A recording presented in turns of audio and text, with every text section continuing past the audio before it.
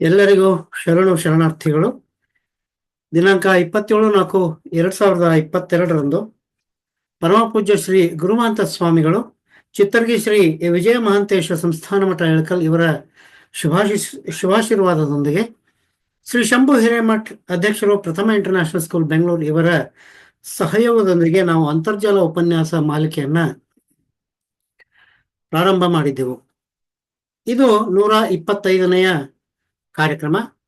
ಹಾಗಾಗಿ ಈ ಹಿಂದೆ ಬಂದಂತಹ ಎಲ್ಲ ವಿದ್ವಾಂಸರುಗಳಿಗೂ ಹಾಗೂ ಉಪನ್ಯಾಸಕರುಗಳಿಗೂ ಈ ಮೂಲಕ ಕೃತಜ್ಞತಾಪೂರ್ವಕ ಧನ್ಯವಾದಗಳನ್ನು ಅರ್ಪಿಸುತ್ತಾ, ಹಾಗೇನೆ ನಮ್ಮ ಈ ವಚನ ಮಂದಾರ ವೇದಿಕೆಗೆ ಆಗಮಿಸಿದಂತಹ ಎಲ್ಲ ವೀಕ್ಷಕ ಪ್ರಭುಗಳಿಗೂ ಕೂಡ ಶರಣುಗಳನ್ನು ಸಮರ್ಪಿಸುತ್ತಾ ಇಂದಿನ ಕಾರ್ಯಕ್ರಮವನ್ನ ಹಾವೇರಿಯ ಡಾಕ್ಟರ್ ಪುಷ್ಪಾವತಿ ಶಲ್ವಡಿಮಠ್ ಅವರು ವಹಿಸಲಿದ್ದಾರೆ. ಅವರು ತಮ್ಮ ಈ ಕಾರ್ಯಕ್ರಮವನ್ನು ಮುಂದುವರಿಸಬೇಕಾಗಿ ವಿನಂತಿ. ಶರಣಾರ್ಥಿಗಳು.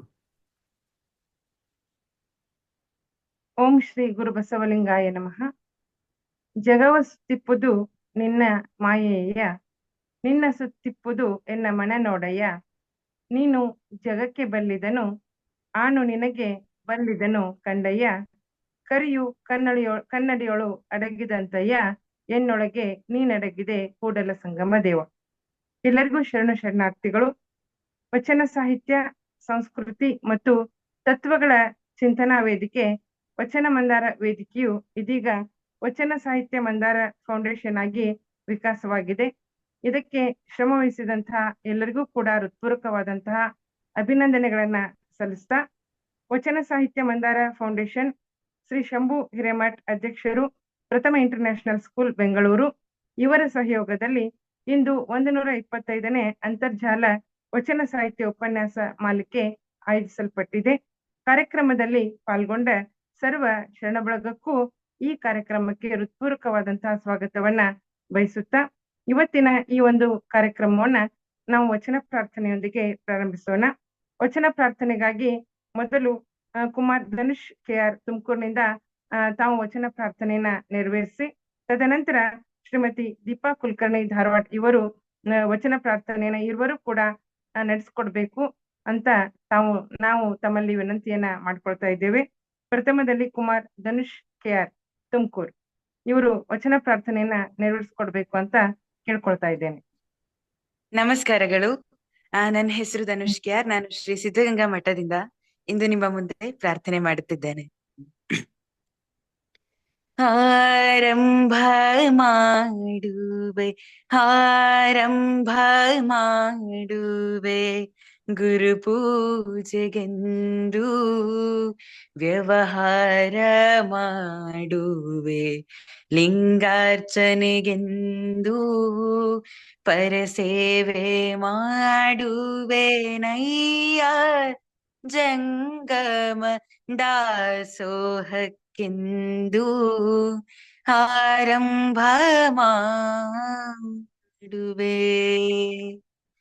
ನಾನಾವ ಕರ್ಮಗಳ ಮಾಡಿದಡೆಯೂ,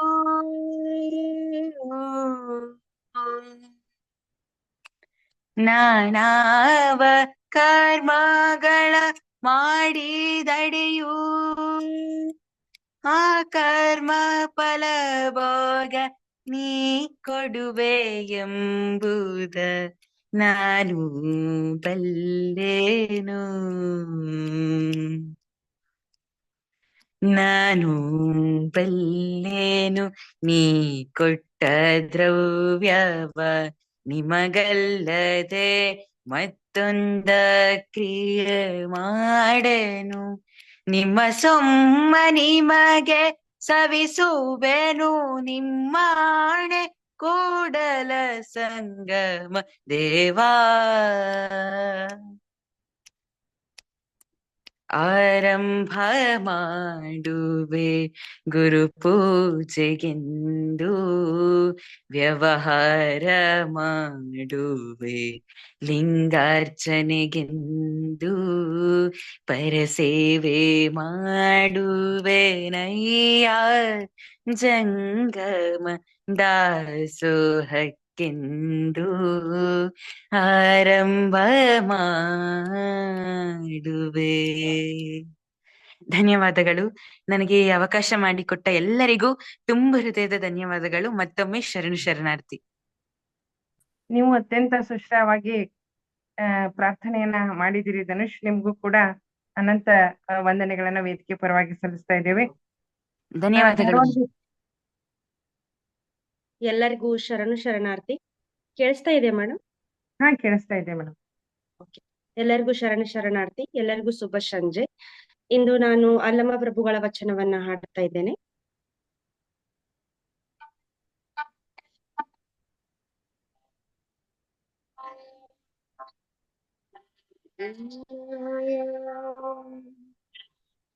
ಎತ್ತಣ ಮರ ಎತ್ತಣ ಕೋಗಿಲೆ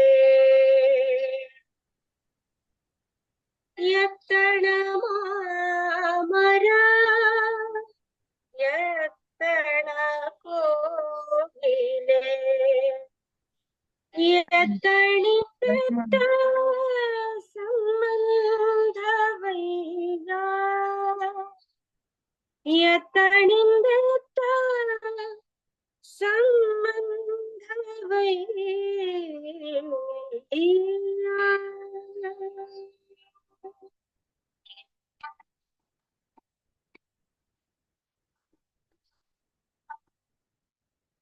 ಎತ್ತಣ ಮಾಮರ ಎತ್ತಣ ಕೋಗಿಲೆ ಎತ್ತಣ ಮಾಮರ ಎತ್ತಣ ಕೋಗಿಲೆ ಎತ್ತಣಿಂದ ಸಂಬಂಧವಯ್ಯ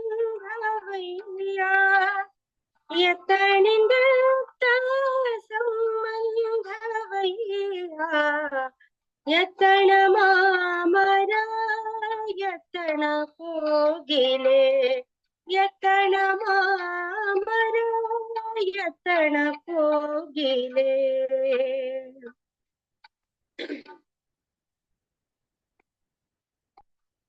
ಬೆಟ್ಟದ ನೆಂಕಾಯಿ ಸಮುದ್ರದ ಒಪ್ಪು ಬೆಟ್ಟದ ನೆಂಕಾಯಿ ಸಮುದ್ರದ ಒಪ್ಪು ಬೆಟ್ಟದ ನೆಂಕಾಯಿ ಸಮುದ್ರದ ಒಪ್ಪು ಎತ್ತ ಸಂಬಂಧವಯ್ಯ ಎತ್ತ ಸಂಬಂಧವಯ್ಯ ಎತ್ತಣ ಮಾಮರ ಎತ್ತಣ ಕೋಗಿಲೆ ಎತ್ತಣ ಮಾಮರ ಎತ್ತಣ ಕೋಗಿಲೆ ಎತ್ತಣಿಂದ ಸಂಬಂಧವಯ್ಯ ಎತ್ತಣ ಮಾಮರ ಎತ್ತಣ ಕೋಗಿಲೆ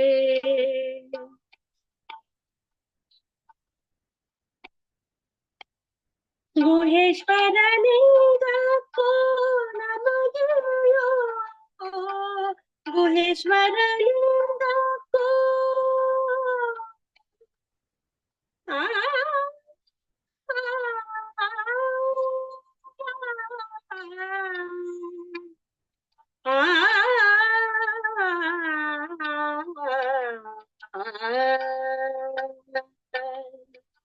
ಗುಹೇಶ್ವರನಿಂದ ನಮಗೆಯೋ ಗುಹೇಶ್ವರನಿಂದ ನಮಗೆಯೋ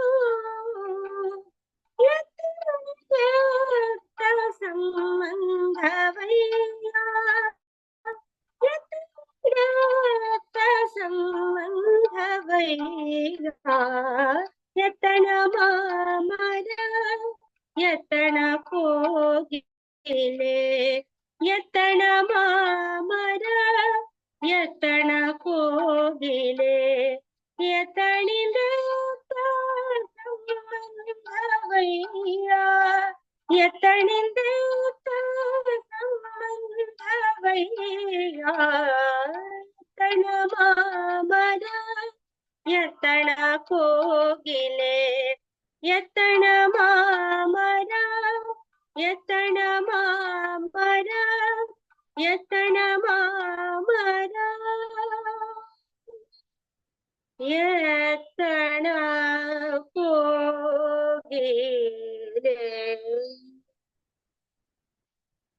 ಧನ್ಯವಾದಗಳು. ಅವಕಾಶಕ್ಕಾಗಿ ಎಲ್ಲರಿಗೂ ತುಂಬ ಹೃದಯದ ಧನ್ಯವಾದಗಳು. ಶರಣಾರ್ಥಿಗಳು ಮೇಡಮ್. ಶರಣ ಬಂಧುಗಳೇ, ವಚನ ಸಾಹಿತ್ಯ ಮಂದಾರ ಫೌಂಡೇಶನ್ ಬಾಲ ಪ್ರತಿಭೆಗೆ ಅವಕಾಶವನ್ನ ಕೊಡುತ್ತೆ, ಉತ್ತಮ ಕಲಾವಿದರಿಗೂ ಕೂಡ ಅವಕಾಶವನ್ನ ನೀಡುತ್ತೆ ಅಂತನ್ನುವಂತೆ ಇವತ್ತು ಇರುವರು ಕೂಡ ಧನುಷ್ ಮತ್ತು ದೀಪಾ ಮೇಡಮ್ ಅವರು ಅತ್ಯಂತ ಸುಶ್ರಾವವಾಗಿ ಪ್ರಾರ್ಥನೆಯನ್ನ ಮಾಡಿ ಈ ಕಾರ್ಯಕ್ರಮಕ್ಕೆ ಶುಭಾರಂಭವನ್ನ ಮಾಡಿದ್ದಾರೆ. ಇರುವರೆಗೂ ಕೂಡ ವೇದಿಕೆ ಪರವಾಗಿ ತುಂಬ ಹೃದಯದ ಧನ್ಯವಾದಗಳನ್ನ ಸಮರ್ಪಣೆ ಮಾಡ್ತಾ ಇದ್ದೇವೆ. ಇದೀಗ ವೇದಿಕೆಯ ಒಂದು ಗೌರವಾರ್ಥವಾಗಿ ಎಲ್ಲರನ್ನೂ ಕೂಡ ಸ್ವಾಗತ ಮಾಡ್ಕೊಳ್ಳುವಂತಹ ಒಂದು ಕಾರ್ಯಕ್ರಮ. ಇವತ್ತಿನ ಕಾರ್ಯಕ್ರಮದಲ್ಲಿ ತುಂಬಾ ಮಹತ್ವದ ಅರ್ಥಪೂರ್ಣವಾದಂತಹ ಒಂದು ವಿಷಯ ಇಷ್ಟಲಿಂಗ, ಪ್ರಾಣಲಿಂಗ, ಭಾವಲಿಂಗ ಈ ಒಂದು ವಿಷಯದ ಕುರಿತು ಅನುಭವವನ್ನ ನೀಡುವುದಕ್ಕೆ ಆಗಮಿಸಿರುವಂತಹ ಹಿರಿಯ ಚೇತನರಾದಂತಹ ಅನುಭಾವಿಗಳಾದಂತಹ ಶ್ರೀಯುತ ಗುರುನಾಥ್ ಬೂದಿಹಾಳ್ ಗುರುಗಳು ನಮ್ ಜೊತೆಗಿದ್ದಾರೆ. ಅವರನ್ನು ಕೂಡ ಈ ಒಂದು ಕಾರ್ಯಕ್ರಮಕ್ಕೆ ತುಂಬ ಹೃದಯದಿಂದ ಸ್ವಾಗತವನ್ನ ಬಯಸ್ತಾ ಇದ್ದೇವೆ. ಅದೇ ರೀತಿಯಾಗಿ ವಚನ ಸಾಹಿತ್ಯ ಮಂದಾರ ಫೌಂಡೇಶನ್ ನ ಸಂಸ್ಥಾಪಕ ಅಧ್ಯಕ್ಷರು, ಕ್ರಿಯಾಶೀಲರು ಆದಂತಹ ಡಾಕ್ಟರ್ ವಿಜಯ್ ಕುಮಾರ್ ಕಮಾರ್ ಗುರುಗಳನ್ನ ಹಾಗೂ ಅವರಿಗೆ ಸಹಯೋಗವನ್ನ ನೀಡ್ತಾ ಇರುವಂತಹ ಶ್ರೀ ಶಂಭು ಹಿರೇಮಠ್ ಅಧ್ಯಕ್ಷರು, ಪ್ರಥಮ ಇಂಟರ್ನ್ಯಾಷನಲ್ ಸ್ಕೂಲ್ ಬೆಂಗಳೂರು ಈ ಶರಣರನ್ನು ಸಹ, ಹಾಗೆ ಈ ಒಂದು ಫೌಂಡೇಶನ್ ನ ಒಂದು ಬೆನ್ನೆಲುಬಿನಂತಿರುವಂತಹ ಸಂಚಾಲಕರಾದ ಹಿರಿಯರಾದಂತಹ ಶ್ರೀಯುತ ಡಾಕ್ಟರ್ ಸರ್ವಮಂಗಳ ಸಕ್ರಿ ಮೇಡಮ್ ಅವರನ್ನ, ಡಾಕ್ಟರ್ ರಾಜೇಶ್ವರಿ ಶೀಲ್ವಂತ್ ಮೇಡಮ್ ಅವರನ್ನ ಈ ಒಂದು ಕಾರ್ಯಕ್ರಮಕ್ಕೆ ಆತ್ಮೀಯವಾದಂತಹ ತುಂಬ ಹೃದಯದ ಸ್ವಾಗತವನ್ನ ಕೋರ್ತಾ ಇದ್ದೇನೆ.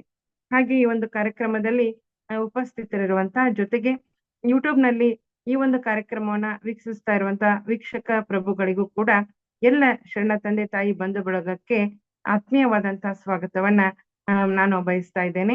ಅದೇ ರೀತಿಯಾಗಿ ಕಾರ್ಯಕ್ರಮದಲ್ಲಿ ಪ್ರಾರ್ಥನೆಯನ್ನ ನೆರವೇರಿಸಿಕೊಟ್ಟಂತ ಕುಮಾರ್ ಧನುಷ್ನಿಗೂ ಮತ್ತು ಶ್ರೀಮತಿ ದೀಪಾ ಕುಲಕರ್ಣಿ ಮೇಡಮ್ ಅವ್ರಿಗೂ ಕೂಡ ಆತ್ಮೀಯವಾದಂತಹ ಸ್ವಾಗತವನ್ನ ಬಯಸ್ತಾ, ಕಾರ್ಯಕ್ರಮದ ಯಶಸ್ವಿಗೆ ಪ್ರತ್ಯಕ್ಷ ಮತ್ತು ಪರೋಕ್ಷವಾಗಿ ಸಹಕರಿಸ್ತಾ ಇರುವಂತಹ ಎಲ್ಲರಿಗೂ ಕೂಡ ಈ ಒಂದು ಕಾರ್ಯಕ್ರಮಕ್ಕೆ ತುಂಬ ಹೃದಯದ ಆತ್ಮೀಯವಾದಂತಹ ಸ್ವಾಗತವನ್ನ ಬಯಸ್ತಾ, ಸಣ್ಣ ಬಂಧುಗಳೇ, ಇದೀಗ ನಾವು ನೇರವಾಗಿ ಉಪನ್ಯಾಸವನ್ನ ಕೇಳೋಣ. ಉಪನ್ಯಾಸಕ್ಕೆ ಹೆಚ್ಚಿನ ಸಮಯ ನೀಡಬೇಕು ಅನ್ನೋದೇ ಡಾಕ್ಟರ್ ವಿಜಯ್ ಕುಮಾರ್ ಕಮಾರ್ ಅವರ ಆಶಯ ಆಗಿರುತ್ತೆ.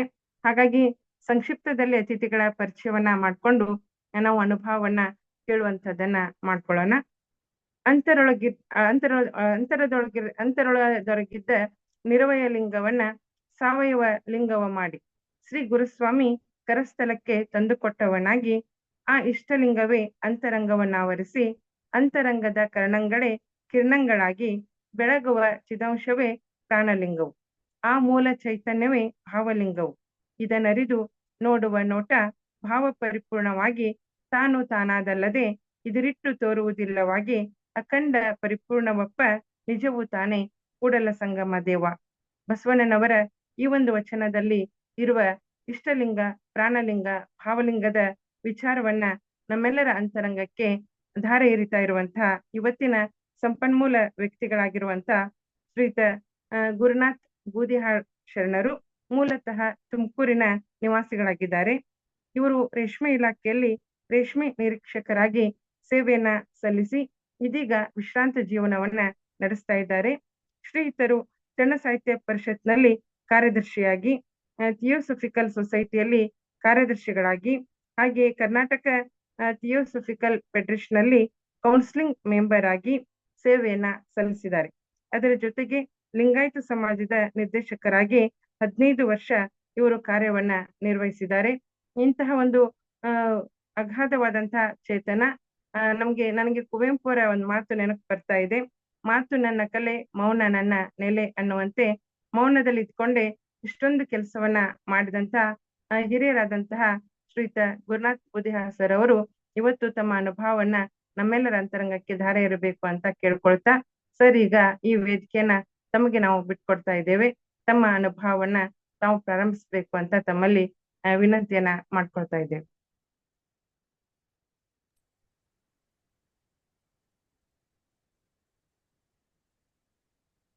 ಹಲೋ, ಕೇಳಿಸ್ತಾ ಇದೆಯಾ ಸರ್? ಕೇಳಿಸ್ತಾ ಇದೆ ಸರ್. ಹಾ.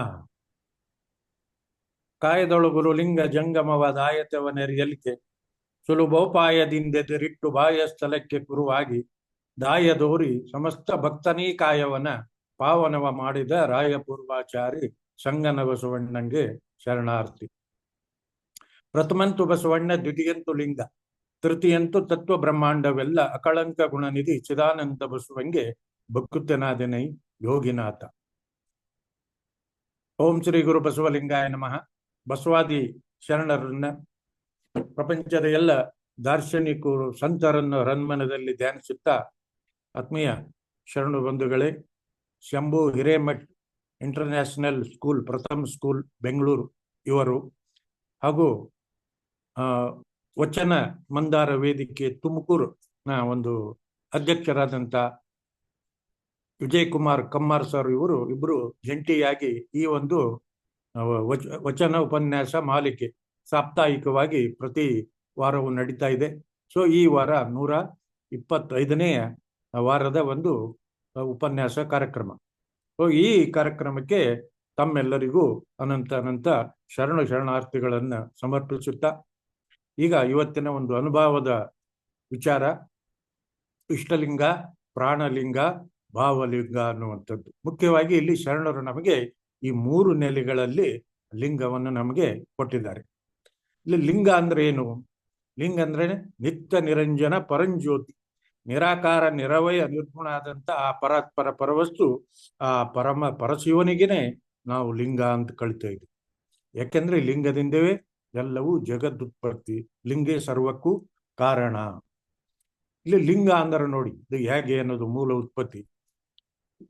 ಲಿಕಾರವೇ ಶೂನ್ಯ, ಬಿಂದುವೇ ಲೀಲೆ, ಗಕಾರವೇ ಚಿತ್ತು, ಈ ತ್ರಿವಿಧದೊಳಗಿದೆ ಲಿಂಗವೆಂಬ ಶಕೀಲ. ಇದರ ಸಂಚವನಾವಾತ ಬಲ್ಲ, ಆತನೇ ಲಿಂಗ ಸಂಗಿ. ಇದು ಕಾರಣ ಲಿಂಗಾನುಭವಿಗಳ ಶ್ರೀಚರಣಕ್ಕೆ ನಮೋ ನಮೋ ಎಂಬೆ ಕೂಡಲ ಚನ್ನ ಸಂಗಮ ದೇವ. ಚನ್ನಬಸವಣ್ಣವರು ಈ ಲಿಂಗದ ಒಂದು ಬಹಳ ಒಳ್ಳೆಯ ಒಂದು ಅದರ ರೂಪ ರೇಷ, ಅದರ ಅಸ್ತಿತ್ವವನ್ನ ತಿಳಿಸಿದ್ದಾರೆ. ಲೀನೆ ಇಲ್ಲಿ ಶೂನ್ಯ, ಈ ಎಲ್ಲ ಈ ಶೂನ್ಯ ಅಂತಂದ್ರೆ ಇದೆಲ್ಲ ಪ್ರಪಂಚ ಹುಟ್ಟುಕ್ಕಿಂತಲೂ ಮೊದಲು, ಶೂನ್ಯದ ಮೊದಲು ಆ ಪರಮ ತತ್ವ ಅದು ಶೂನ್ಯವೇ ಆಗಿತ್ತು. ಅದು ಅಣುಲಿಂಗ ಅಥವಾ ಅದು ನಿಜಲಿಂಗ. ನೋಡಿ, ಆ ಇರುವಂತ ಒಂದು ಸ್ಥಿತಿಯೇ ಅದು ಶೂನ್ಯ, ಅದು ನಿರ್ಭಯಲು ಸ್ಥಿತಿ, ಅದುವೇ ಲೀ. ಇನ್ನ ಬಿಂದುವೇ ಲೀಲೆ, ಈ ಮಧ್ಯ ಇರುವಂತ ಲೀಲೆ. ಲೀಲೆಯಾದಡೆ ಉಮಾಪತಿ, ಲೀಲೆ ತಪ್ಪಿದಡೆ ಸ್ವಯಂಭು. ನೋಡಿ, ಈ ಲೀಲೆಗಾಗಿ ಈ ಜಗತ್ತನ್ನ ಎಲ್ಲವನ್ನು ಸೃಷ್ಟಿಸಿತು ಆ ಮೂಲ ಪರಶಿವ ವಸ್ತು. ಇನ್ನ ಗಕಾರವೇ ಚಿತ್. ಈ ಚಿತ್ತಿನಲ್ಲಿ ಏನಿದೆ ಅಂದ್ರೆ ಆ ಜ್ಞಾನ ಇದೆ, ಆ ಮೂಲ ಜ್ಞಾನವೇ ಆ ಚಿತ್ತಿನಲ್ಲಿರುವಂಥದ್ದು. ಸತ್ ಇರುವಿಕೆ, ಚಿತ್ ಜ್ಞಾನ, ಆನಂದ ಸ್ವರೂಪ. ನೋಡಿ, ಈ 3 ಗುಣಲಕ್ಷಣವೇ ಅಕಾರ, ಉಕಾರ, ಮಕಾರ ಅನ್ನುವಂಥ ತತ್ವ. ನೋಡಿ, ಈ 3ರ ಒಂದು ಕೂಡುವಿಕೆ ಇದು ಶಕೀಲ. ಇದರ ಸಂಚ, ಇದರ ಎಲ್ಲವನ್ನು ಈ ಕೂಡುವಿಕೆ, ಬೇರ್ಪಡಿಸುವಿಕೆ ಅನ್ನುವಂಥ ಒಂದು ಇನ್ನರ್ ಇಂಜಿನಿಯರಿಂಗ್ ಯಾರು ತಿಳ್ಕೊಂಡಿರ್ತಾರೆ ಆತನೇ ಲಿಂಗಾನುಭವಿ ಅನ್ನುವಂಥದ್ದು ಹೇಳ್ತಾರೆ. ಲಿಂಗಾನುಭವಿ ಅಂತಂದ್ರೆ ಮೂಲ ಆ ಇಷ್ಟಲಿಂಗ ಕೊಟ್ಟಂತ ವಿಶ್ವಗುರು ಬಸವಣ್ಣವರು ಅದು ಹೇಗಿತ್ತು? ಬಯಲ ರೂಪ ಮಾಡಬಲ್ಲಾತ ಶರಣ, ರೂಪ ಬಯಲ ಮಾಡುವಾತ ಲಿಂಗಾನುಭವಿ. ಮೊದಲು ಅದು ಬಯಲನ್ನ ರೂಪ ಮಾಡಿದ್ದೆ ಆ ಶರಣ. ಈಗ ನಾವು ಎಲ್ಲರೂ ಈ ಸಾಧಕರು ಈ ರೂಪವನ್ನ ಬಯಲ ಮಾಡುವುದು, ಇದುವೇ ಲಿಂಗಾನುಭವಿಗಳು ಅನ್ನುವಂಥದ್ದು. ನೋಡಿ, ಇಂಥ ಆ ಮಹಾನ್ ಶರಣರಿಗೆ ಆ ತತ್ವವನ್ನು ನಾನು ಅರ್ಪಿಸ್ತೇನೆ ಅನ್ನುವಂಥ ಒಂದು ಇಲ್ಲಿ ಭಾವನೆ. ಈ ಜಗತ್ತು, ಈ ಅಣುಲಿಂಗ ಆ ಮೊದಲು ಹುಟ್ಟುವುದೇ ಈ ಲೀಲೆಗಾಗಿ. ಆ ಪರಮಾತ್ಮ ತಾನು ಒಬ್ಬಂಟಿಯಾಗಿದ್ದ, ಅವನು ತನ್ನ ಶಕ್ತಿಯನ್ನು ನೋಡಬೇಕು, ಲೀಲೆಗಾಗಿ ಮಾಡಬೇಕು ಅನ್ನುವಂಥ ಆ ಯೋಚನೆಯಿಂದ ಅದು ಆ ಸ್ಫೋಟವಾಯಿತು ಅಣುಲಿಂಗ. ಆ ಸ್ಫೋಟದಿಂದ ಹುಟ್ಟಿದ್ದ ಮೊದಲು ನಿರಂಜನ ಲಿಂಗ. ಆ ನಿರಂಜನ ಲಿಂಗ ಆ ಸ್ಥೂಲವಾಗಿ ಹೆಚ್ಚು ಪ್ರಕಾಶವಾಗಿ ಅದರಿಂದ ಬಂದದ್ದೇ ನಿಶೂನ್ಯ ಲಿಂಗ.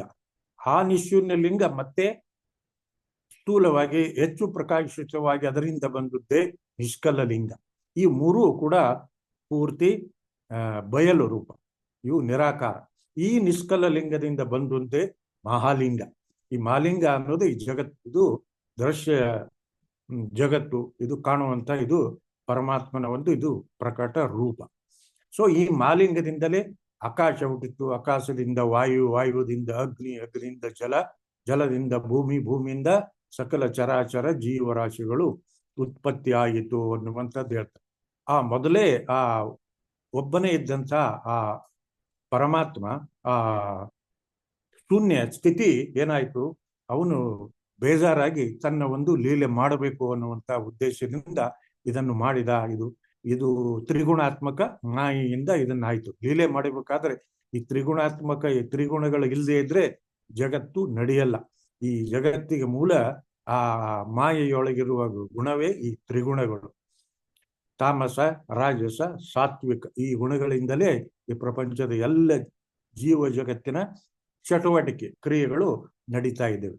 ನೋಡಿ, ಇದು ಯಾವ ರೀತಿ ಆಯ್ತು ಅನ್ನೋದು ಡಿವಿಜಿ ಅವರು ಕೂಡ ಒಂದು ತಮ್ಮ ಕಗ್ಗದಲ್ಲಿ ತಿಳಿಸಿದ್ದಾರೆ.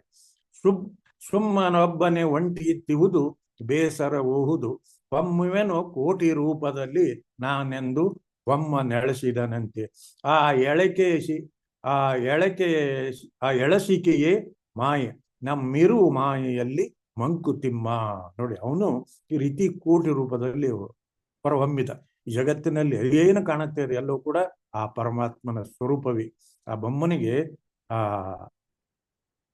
ನೆನಪಾಯ್ತು, ಈ ರೀತಿ ಇಚ್ಛೆ ಆಯ್ತು, ಬೊಮ್ಮನ್ ಎಳಸಿದ ಅಂತ ಅವನು ಇಷ್ಟಪಟ್ಟ. ಸೊ ಆ ಎಳಕೆಯೇ ಏನಾಯ್ತು, ಮಾಯೆಯಾಗಿ ಮಾಯೆಯಲ್ಲಿ ತ್ರಿಗುಣದಿಂದ ಈ ಜಗತ್ತಾಯ್ತು. ಮೂಲ ವಸ್ತುವಾದೊಂದು ಲೀಲೆಗೋಸುಗ 100, ಕಾಲದೃಷ್ಟಿಗೆ ಬಹುಳ ಕೇವಲೇಕದಳು, ಸ್ಥೂಲ ವಿವಿಧದಿ ಬಾಳಿ ಸೂಕ್ಷ್ಮ ಸಾಮ್ಯವ ತಾಳಿ ಆಳುತ್ತಿರು ಜೀವನವ ಮಂಕುತಿಮ್ಮ ಅನ್ನುವಂಥದ್ದು ಇಲ್ಲಿ ಡಿವಿಜಿ ಅವರು ಕೂಡ ಬಹಳ ಚೆನ್ನಾಗಿ. ಮೂಲ ವಸ್ತು ಅದು ಒಂದೇ ಇತ್ತು, ಅದು ಅಣುವಾಗಿತ್ತು. ಅದು ಲೀಲೆಗೋಸ್ಕರ 100 ಇನ್ನೂ ಹೆಚ್ಚಾಗಿ ಬಂತು. ಇದು ಕಾಲದೃಷ್ಟಿಗೆ ಇದು ಬಹಳ ಇದೆ. ಎಲ್ಲ ನಮ್ಗೆ ಏನು ಕಾಣ್ತದೆ ಕೋಟ್ಯಾಂತರ ರೂಪವು ಎಲ್ಲ ಕಾಲದೃಷ್ಟಿಯಲ್ಲಿ. ಅದರ ಒಳಗೆ ಕೇವಲ ಅದು ಏಕದೊಳು, ಅದು ಒಂದರಿಂದ ಇದು ಎಲ್ಲವೂ ಹುಟ್ಟಿದ್ದು. ಸ್ಥೂಲದಿ ವಿವಿಧ, ಸ್ಥೂಲ ನಮ್ಗೆ ಬಹಳ ಕಾಣ್ತವೆ, ಆದರೆ ಸೂಕ್ಷ್ಮದಲ್ಲಿ ನಾವು ಸಾಮ್ಯತೆವು. ಎಲ್ಲರೂ ನಮ್ಮವರು, ಇವನಾರವ ಅನ್ನದೇ ಇವ ನಮ್ಮವ ಅನ್ನುವಂಥ ಉದಾತ್ತತೆ ಭಾವ, ಯೂನಿವರ್ಸಲ್ ಬ್ರದರ್ಹುಡ್, ವಿಶ್ವ ಭ್ರಾತೃತ್ವ ಅನ್ನುವಂಥ ಪರಿಕಲ್ಪನೆಯಲ್ಲಿ ನಾವು ಬಾಳ್ತಾ ಇದ್ದೀವಿ. ಈ ರೀತಿಯಾಗಿ ಬಾಳಿದ್ರೆ ನಮ್ಮ ಜೀವನ ಸರಿ ಅನ್ನುವಂಥದ್ದು ಕೂಡ ಇಲ್ಲಿ ಡಿವಿಜಿ ಅವರು ಹೇಳಿದ್ದಾರೆ. ಈ ರೀತಿ ಆ ಲಿಂಗ ಏನು ಅಂತಂದ್ರೆ ಉತ್ಪತ್ತಿ ಆಯಿತು.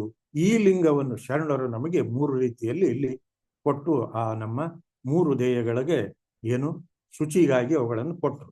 ಸೊ ಈ ಲಿಂಗ ಏನಾಗಿದೆ ಅಂತಂದ್ರೆ, ಲಿಂಗವೆಂಬುದು ಸರ್ವಕಾರಣ ಪರಮ ನಿರ್ಮಲ, ಲಿಂಗವೆಂಬುದು ಸಚ್ಚಿದಾನಂದ ನಿತ್ಯ ಪರಿಪೂರ್ಣ, ಲಿಂಗವೆಂಬುದು ಸರ್ವ ಲೋಕೋತ್ಪತ್ತಿಗೆ ಮೂಲ ಕಾರಣ, ಲಿಂಗವೆಂಬುದು ಸರ್ವ ತತ್ವ ನಿಜ ಚೈತನ್ಯವು, ಲಿಂಗವೆಂಬುದು ಜನ್ಮವಾರುದಿಯ ದಾಂಟಿಸುವ ಪೈತ್ರವು, ಲಿಂಗವೆಂಬುದು ಶರಣನ ಹೃದಯದಲ್ಲಿ ಬೆಳಗುವ ಚಿಜ್ಯೋತಿಯ ಪರಶಿವ.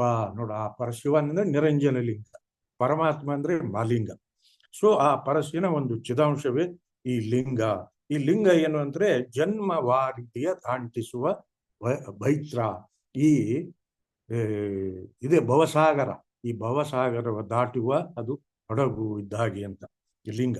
ಸೊ ಈ ಲಿಂಗ ಅನ್ನೋದು ಇದು ಬಹಳ ಮುಖ್ಯವಾದಂಥ ಒಂದು ತತ್ವವನ್ನು ನಮಗೆ ಶರಣರು ಪ್ರತಿಪಾದನೆ ಮಾಡಿಕೊಟ್ರು. ಏಕೆಂದ್ರೆ ಮನುಷ್ಯ ಕುಲದ ಲಾಭವಾವುದು ಆರು ನಾನಂದು ಅರಿಯುವುದು. ನೋಡಿ, ಇದು ನಮ್ಮ ಉದ್ದೇಶವಾಗಿರೋದ್ರಿಂದ ಈ ನಾವು ರೂಪವನ್ನ ಬಯಲು ಮಾಡಬೇಕಾಗಿರ್ತದೆ. ಆ ಮೂಲಕ ಲಿಂಗಾನುಭವಿಗಳಾಗಬೇಕು. ಸೊ ಅದಕ್ಕಾಗಿ ಇಲ್ಲಿ ಇವರು ಏನು 3 ದೇಹಕ್ಕೆ, ಸ್ಥೂಲ ದೇಹ, ಸೂಕ್ಷ್ಮ ದೇಹ, ಕಾರಣ ದೇಹ, ಈ 3 ದೇಹಗಳಿಗೆ ಇನ್ನು ಒಂದು 3 ಅಂಗಗಳು ಅಂತ ಹೆಸರು. ಇವುಗಳನ್ನೇ ಸ್ಥೂಲ ದೇಹಕ್ಕೆ ತ್ಯಾಗಾಂಗ, ಸೂಕ್ಷ್ಮ ದೇಹಕ್ಕೆ ಭೋಗಾಂಗ, ಕಾರಣ ದೇಹಕ್ಕೆ ಯೋಗಾಂಗ ಅನ್ನುವಂಥದ್ದು ಹೆಸರು ಕೊಟ್ಟಿದ್ದಾರೆ. ತ್ಯಾಗಾಂಗ ಯಾಕೆಂದ್ರೆ ಈ ಸ್ಥೂಲ ದೇಹದಲ್ಲಿರುವಂತ ಅನೇಕ ದುರ್ಗುಣ ದುರ್ಭಾವಗಳನ್ನು ತೆಗೆದುಹಾಕುವುದೇ ಇಲ್ಲಿ ತ್ಯಾಗ. ಆಮೇಲೆ ಇದು ಭೋಗಾಂಗ, ಈ ಸೂಕ್ಷ್ಮ ದೇಹ. ಈ ಸೂಕ್ಷ್ಮ ದೇಹಕ್ಕೆ ಏನಿದೆ ಈ ಇದರಲ್ಲಿರುವಂಥದ್ದು ಜ್ಞಾನೇಂದ್ರಿಯಗಳು. ಈ ಜ್ಞಾನೇಂದ್ರಿಯಗಳು ಶುದ್ಧಿ ಆಗ್ಬೇಕು. ಅದು ಜ್ಞಾನೇಂದ್ರಿಯಗಳೇ ಮುಖ್ಯವಾಗಿ ಭೋಗಿಸುವುದು ಭೋಗ. ಜ್ಞಾನೇಂದ್ರಿಯಗಳು ಯಾವುದು? ಘ್ರಾಣೇಂದ್ರಿಯ, ಜೀವೇಂದ್ರಿಯ, ನೇತ್ರೇಂದ್ರಿಯ, ತ್ವಕ್ಕೇಂದ್ರಿಯ, ಶ್ರೋತ್ರೇಂದ್ರಿಯ. ಇವುಗಳ ಮೂಲಕವೇ ನಾವು ಎಲ್ಲವನ್ನು ಭೋಗಿಸ್ತೀವಿ ಲೌಕಿಕದಲ್ಲಿ. ಸೊ ಅದಕ್ಕೆ ಇವುಗಳ ಒಂದು ಶುದ್ಧಿಗಾಗಿ ಈ ಭೋಗಾಂಗ ಅನ್ನುವಂಥ ಹೆಸರು.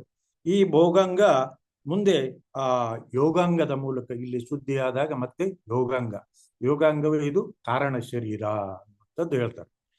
ಯೋಗ ಅಂದ್ರೆ ಕೂಡುವಿಕೆ, ಶಿವ ಜೀವರ ಐಕ್ಯ, ಲಿಂಗ ಅಂಗ ಸಾಮರಸ್ಯ, ಆತ್ಮ ಪರಮಾತ್ಮರ ಮಿಲನ ಅನ್ನುವಂಥದ್ದು. ಇಲ್ಲಿ ಈ 3 ರೀತಿಯ ಲಿಂಗಗಳು ಸ್ಥೂಲ ದೇಹಕ್ಕೆ ಇಷ್ಟಲಿಂಗ, ಸೂಕ್ಷ್ಮ ದೇಹಕ್ಕೆ ಪ್ರಾಣಲಿಂಗ, ಕಾರಣ ದೇಹಕ್ಕೆ ಭಾವಲಿಂಗ. ನೋಡಿ, ಈ 3 ದೇಹಗಳಿಗೆ ಈ 3 ಲಿಂಗಗಳನ್ನು ಕೊಟ್ಟರು. ಯಾಕೆ ಕೊಟ್ಟರು ಅಂದ್ರೆ ಈ 3 ದೇಹಗಳಲ್ಲಿ 3 ರೀತಿಯ ಮಲ ಅಂಟ್ಕೊಂಡಿದೆ. ಸೊ ಆ ಮಲಗಳ ಒಂದು ನಿವಾರಣೆ, ಮಲದೋಷ ಹೋಗ್ಬೇಕಾದ್ರೆ 3 ದೇಹಕ್ಕೆ 3 ರೀತಿಯ ಮಲ ಯಾವುದು ಅಂತಂದ್ರೆ ಕಾರ್ಮಿಕ ಮಲ, ಮಾಯಾ ಮಲ, ಆಣವ ಮಲ. ಸ್ಥೂಲ ದೇಹಕ್ಕೆ ಕಾರ್ಮಿಕ ಮಲ, ಸೂಕ್ಷ್ಮ ದೇಹಕ್ಕೆ ಮಾಯೆಯ ಮಲ, ಕಾರಣ ದೇಹಕ್ಕೆ ಆಣವ ಮಲ ಅನ್ನುವಂಥದ್ದು. ನೋಡಿ, ಈ ಮಲಗಳ ಒಂದು ನಿವಾರಣೆಗಾಗಿ ಇಲ್ಲಿ ಆ ಇಷ್ಟಲಿಂಗವನ್ನ ಕೊಟ್ರು. ಈ ಕಾರ್ಮಿಕ ಮಲ ಅಂದ್ರೆ ಏನು? ಈ ಸ್ಥೂಲ ದೇಹದಿಂದ ಆ ಇಂದ್ರಿಯಗಳ ಆದಂಥ ಕೆಟ್ಟ ಕ್ರಿಯೆಗಳೇ ಅವು ಕರ್ಮ. ಆ ಕರ್ಮಗಳ ಎಲ್ಲ ದೋಷಗಳ ನಿವಾರಣೆಗಾಗಿ ಇದು ಕಾರ್ಮಿಕ ಮಲ. ಯಾಕೆಂದ್ರೆ ಈ ದೇಹ ಮತ್ತು ಇಂದ್ರಿಯಗಳಿಂದ ನಮಗೆ ಅನೇಕ ಒಂದು ತಪ್ಪಾದ ಕೆಟ್ಟ ರೀತಿಯ ಕೆಲಸಗಳಾಗಿರ್ತವೆ. ಸೊ ಅವುಗಳ ಶುದ್ಧಿಗಾಗಿ ಇದು ಇಷ್ಟಲಿಂಗ. ಇನ್ನು ಸೂಕ್ಷ್ಮ ದೇಹ, ಇಲ್ಲಿ ಈ ಸೂಕ್ಷ್ಮ ದೇಹಕ್ಕೆ ಮಾಯಾ ಮಲ, ಮಾಯೆಯಿಂದ ಅಜ್ಞಾನ. ಆ ಅಜ್ಞಾನದಿಂದ ನಾವು ಯಾವುದು ಮಾಡಬೇಕು ಅದನ್ನು ಮಾಡದೆ ಯಾವುದು ಮಾಡಕೂಡದು ಅನ್ನೋದು ಅಲ್ಲಿ ಮಾಡ್ತೀವಿ. ಯಾಕೆಂದ್ರೆ ಅಲ್ಲಿ ಮುಖ್ಯವಾಗಿರುವುದೇ 5 ಪಂಚೇಂದ್ರಿಯಗಳು. ಸಂಪೂರ್ಣ ನಮ್ಮನ್ನು ಬಹಳಷ್ಟು ವಿನಾಶದತ್ತ ತೆಗೆದುಕೊಂಡು ಹೋಗುವುದು ಈ ಪಂಚೇಂದ್ರಿಯಗಳು. ಈ ಪಂಚೇಂದ್ರಿಯಗಳ ಆ ಶುದ್ಧಿ ಕೂಡ ಬಹಳ ಮುಖ್ಯ. ಅದಕ್ಕೆ ಈ ಪ್ರಾಣಲಿಂಗವನ್ನು ಕೊಟ್ಟರು. ಆಮೇಲೆ ಈ ಕಾರಣದೇಹದಲ್ಲಿ ಕಾರಣದೇಹಕ್ಕೆ ಭಾವಲಿಂಗ. ಭಾವನೆ ಅಂತಂದ್ರೆ ಆ ಆತ್ಮ, ಆ ಪರಮಾತ್ಮನ ಒಂದು ಚಿದಂಶ. ಆ ಭಾವಲಿಂಗ ಅಂದ್ರೂ ಕೂಡ ಅದು ಆತ್ಮ.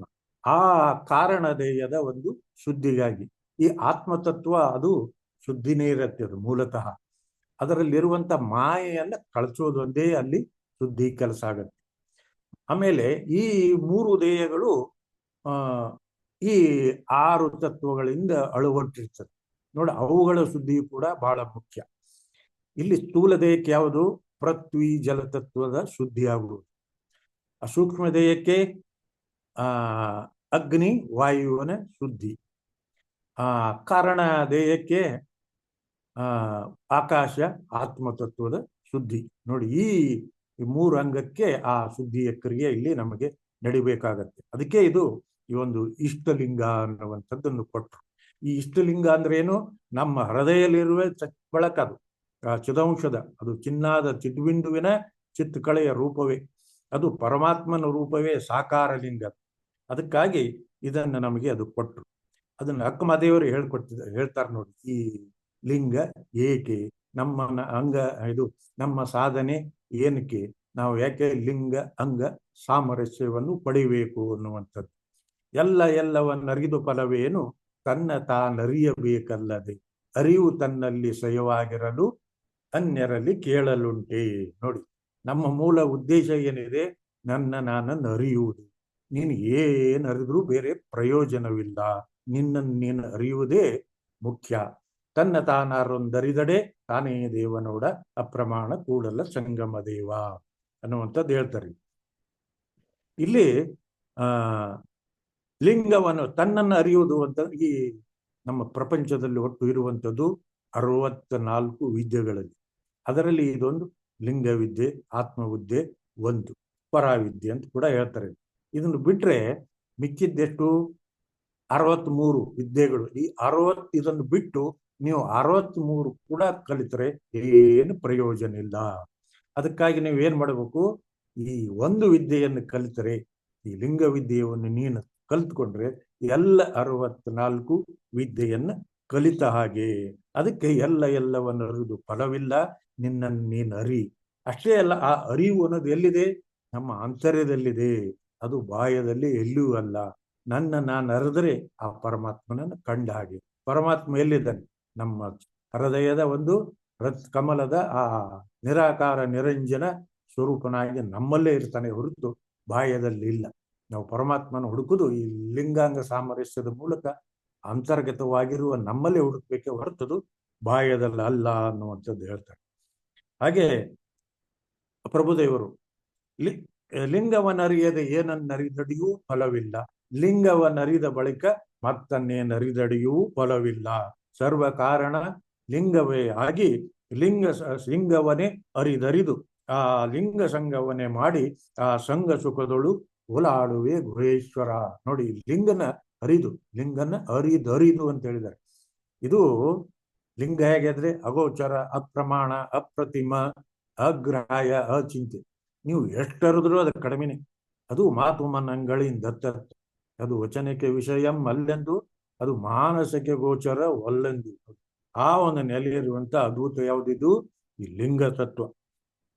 ಸೊ ಅದರಲ್ಲೇ ನಾನು ಇರುವುದರಿಂದ ಆ ಸಂಘ ಸುಖದಲ್ಲಿ ಓಲಾಡ್ತಾ ಇದ್ದೀನಿ. ಅದು ಅತ್ಯಂತ ಆನಂದಭರಿತ. ಅದೇ ಆ ಸಂಘ ಓಲಾಡುವುದಂದ್ರೆ ಅಮೃತಪ್ರಾಯವಾದಂಥ ಆ ರಸಸಾಗರಗಳು ಓಲಾಡ್ತಾ ಇದ್ದೇನೆ. ಅದುವೇ ಶಾಶ್ವತವಾದಂಥ ಸುಖ, ಪರಮ ಸುಖ, ಆನಂದ. ನೋಡಿ, ಲೌಕಿಕ ಯಾವ ವ್ಯವಹಾರಗಳಾದ್ರೂ ಕೂಡ ಇವೆಲ್ಲನೂ ಅಶಾಶ್ವತ. ಈ ಲೌಕಿಕ ಸುಖಗಳ ಜೊತೆಗೆ ದುಃಖವೂ ಕೂಡ ಇರುತ್ತೆ. ನಮಗೆ ಎಷ್ಟು ಸುಖ ಬರುತ್ತೆ ಅಷ್ಟೇ ದುಃಖವೂ ಇದೆ. ಆದರೆ ಈ ಯೋಗ ಮಾರ್ಗದಲ್ಲಿ, ಶಿವತತ್ವದಲ್ಲಿ, ಆ ಶಿವಯೋಗದಲ್ಲಿ ದುಃಖ ಇಲ್ಲವೇ ಇಲ್ಲ, ಅಲ್ಲಿ ನಿರಂತರ ಆನಂದವೇ. ಅದಕ್ಕೆ ಲಿಂಗಾಂಗ ಸಾಮರಸ್ಯ ಬಹಳ ಮುಖ್ಯ ಅನ್ನುವಂಥದ್ದು ಹೇಳ್ತಾರೆ. ನಮ್ಮ ಪಶ್ಚಿಮ ಶಿಖಾಚಕ್ರದಲ್ಲಿರುವಂತ ಆ ನಿರಂಜನ ಒಂದು ರೂಪವೇ ಇಷ್ಟಲಿಂಗವಾಗಿ ನಮ್ಮ ಕರಸ್ಥಲಕ್ಕೆ ಕೊಡ್ತಾರೆ ಆ ಗುರುಗಳು ಅನ್ನುವಂಥದ್ದು. ಇಲ್ಲಿ ಗುರುಗಳಲ್ಲಿ ನಮ್ಮ ದೀಕ್ಷೆಯನ್ನು ಕೊಡುವಂತ ಒಬ್ಬರು ಗುರು ಆ ಇಷ್ಟಲಿಂಗವನ್ನ ಕೊಡ್ತಾರೆ. ಈ ಇಷ್ಟಲಿಂಗ 8 ವನಸ್ಪತಿಗಳಿಂದ ತಯಾರಾಗಿರುತ್ತೆ. ಅದು ಕಪ್ಪಾಗಿರುತ್ತೆ ಹಾಗೂ ಗೋಲಾಕಾರ ಇದೆ. ಅದು ಬಹಳ ಮುಖ್ಯ. ಇಡೀ ಬ್ರಹ್ಮಾಂಡ ಗೋಲಾಕಾರವಾಗಿದೆ. ಅದರ ಸ್ವರೂಪವೇ ಲಿಂಗ ಮಧ್ಯಂ ಜಗತ್ ಸರ್ವಂ. ಲಿಂಗವನ್ನಲ್ಲದೆ ಏನನ್ನರಿಯದಿವುದೇ ಲಿಂಗಾಚಾರ. ನೋಡಿ, ಲಿಂಗವಲ್ಲದೆ ಏನನ್ನರಿಯದಿವುದೇ ಲಿಂಗಾಚಾರ ಅಂದ್ರೆ ಇಡೀ ಬ್ರಹ್ಮಾಂಡ ಎಲ್ಲವೂ ಲಿಂಗವೇ. ಲಿಂಗವನ್ನು ಬಿಟ್ಟು ಇನ್ನೇನೂ ಇಲ್ಲ ಅನ್ನುವಂಥ ನೋಡಿ ಉದಾತ್ತತೆ, ಈ ವ್ಯಾಪಕತೆ ಅದರ ಅರ್ಥ ಆಗ್ಬೇಕು. ನಾವು ಲಿಂಗ ಅಂದ್ರೆ ನನಗೇನ್ ತಿಳ್ಕೊತಾರೆ ಬಹಳ ಜನ, ನಮ್ಮ ಕೈಯಲ್ಲಿರೋದು ಇಷ್ಟೇ, ಇದನ್ನೇ ನೋಡ್ಬೇಕು, ಇದನ್ನ ಬಿಟ್ಟು ಬೇರೆ ಏನು ನೋಡ್ಕೂಡ್ದು ಭಜಿಸ್ಕೂಡ್ದು ಅನ್ನುವಂಥ ತಪ್ಪು ಅಭಿಪ್ರಾಯ.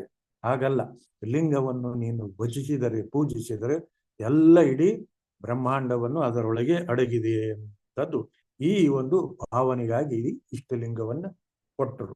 ಅದರಲ್ಲಿ ವಿಶೇಷವಾದಂತ ಕಪ್ಪು ಬಣ್ಣದಿಂದನೇ ಅದು ಕೂಡಿರುತ್ತೆ. ಅದು ಕಾಡಿಗೆ, ಆ ರಾಳ ಇವೆಲ್ಲ ಸೇರಿ. ಯಾಕೆ ಕಪ್ಪು ಮಾಡಿದ್ದಾರೆ ಅಂದ್ರೆ ಆ ಕಪ್ಪು ಬಣ್ಣಕ್ಕೆ ಆಕರ್ಷಣೆಯ ಒಂದು ಶಕ್ತಿ ಇರುತ್ತೆ. ಬಿಳಿ ಬಣ್ಣಕ್ಕೆ ಆ ಎಲ್ಲ ಕಿರಣಗಳನ್ನು ರಿಜೆಕ್ಟ್ ಮಾಡುತ್ತೆ.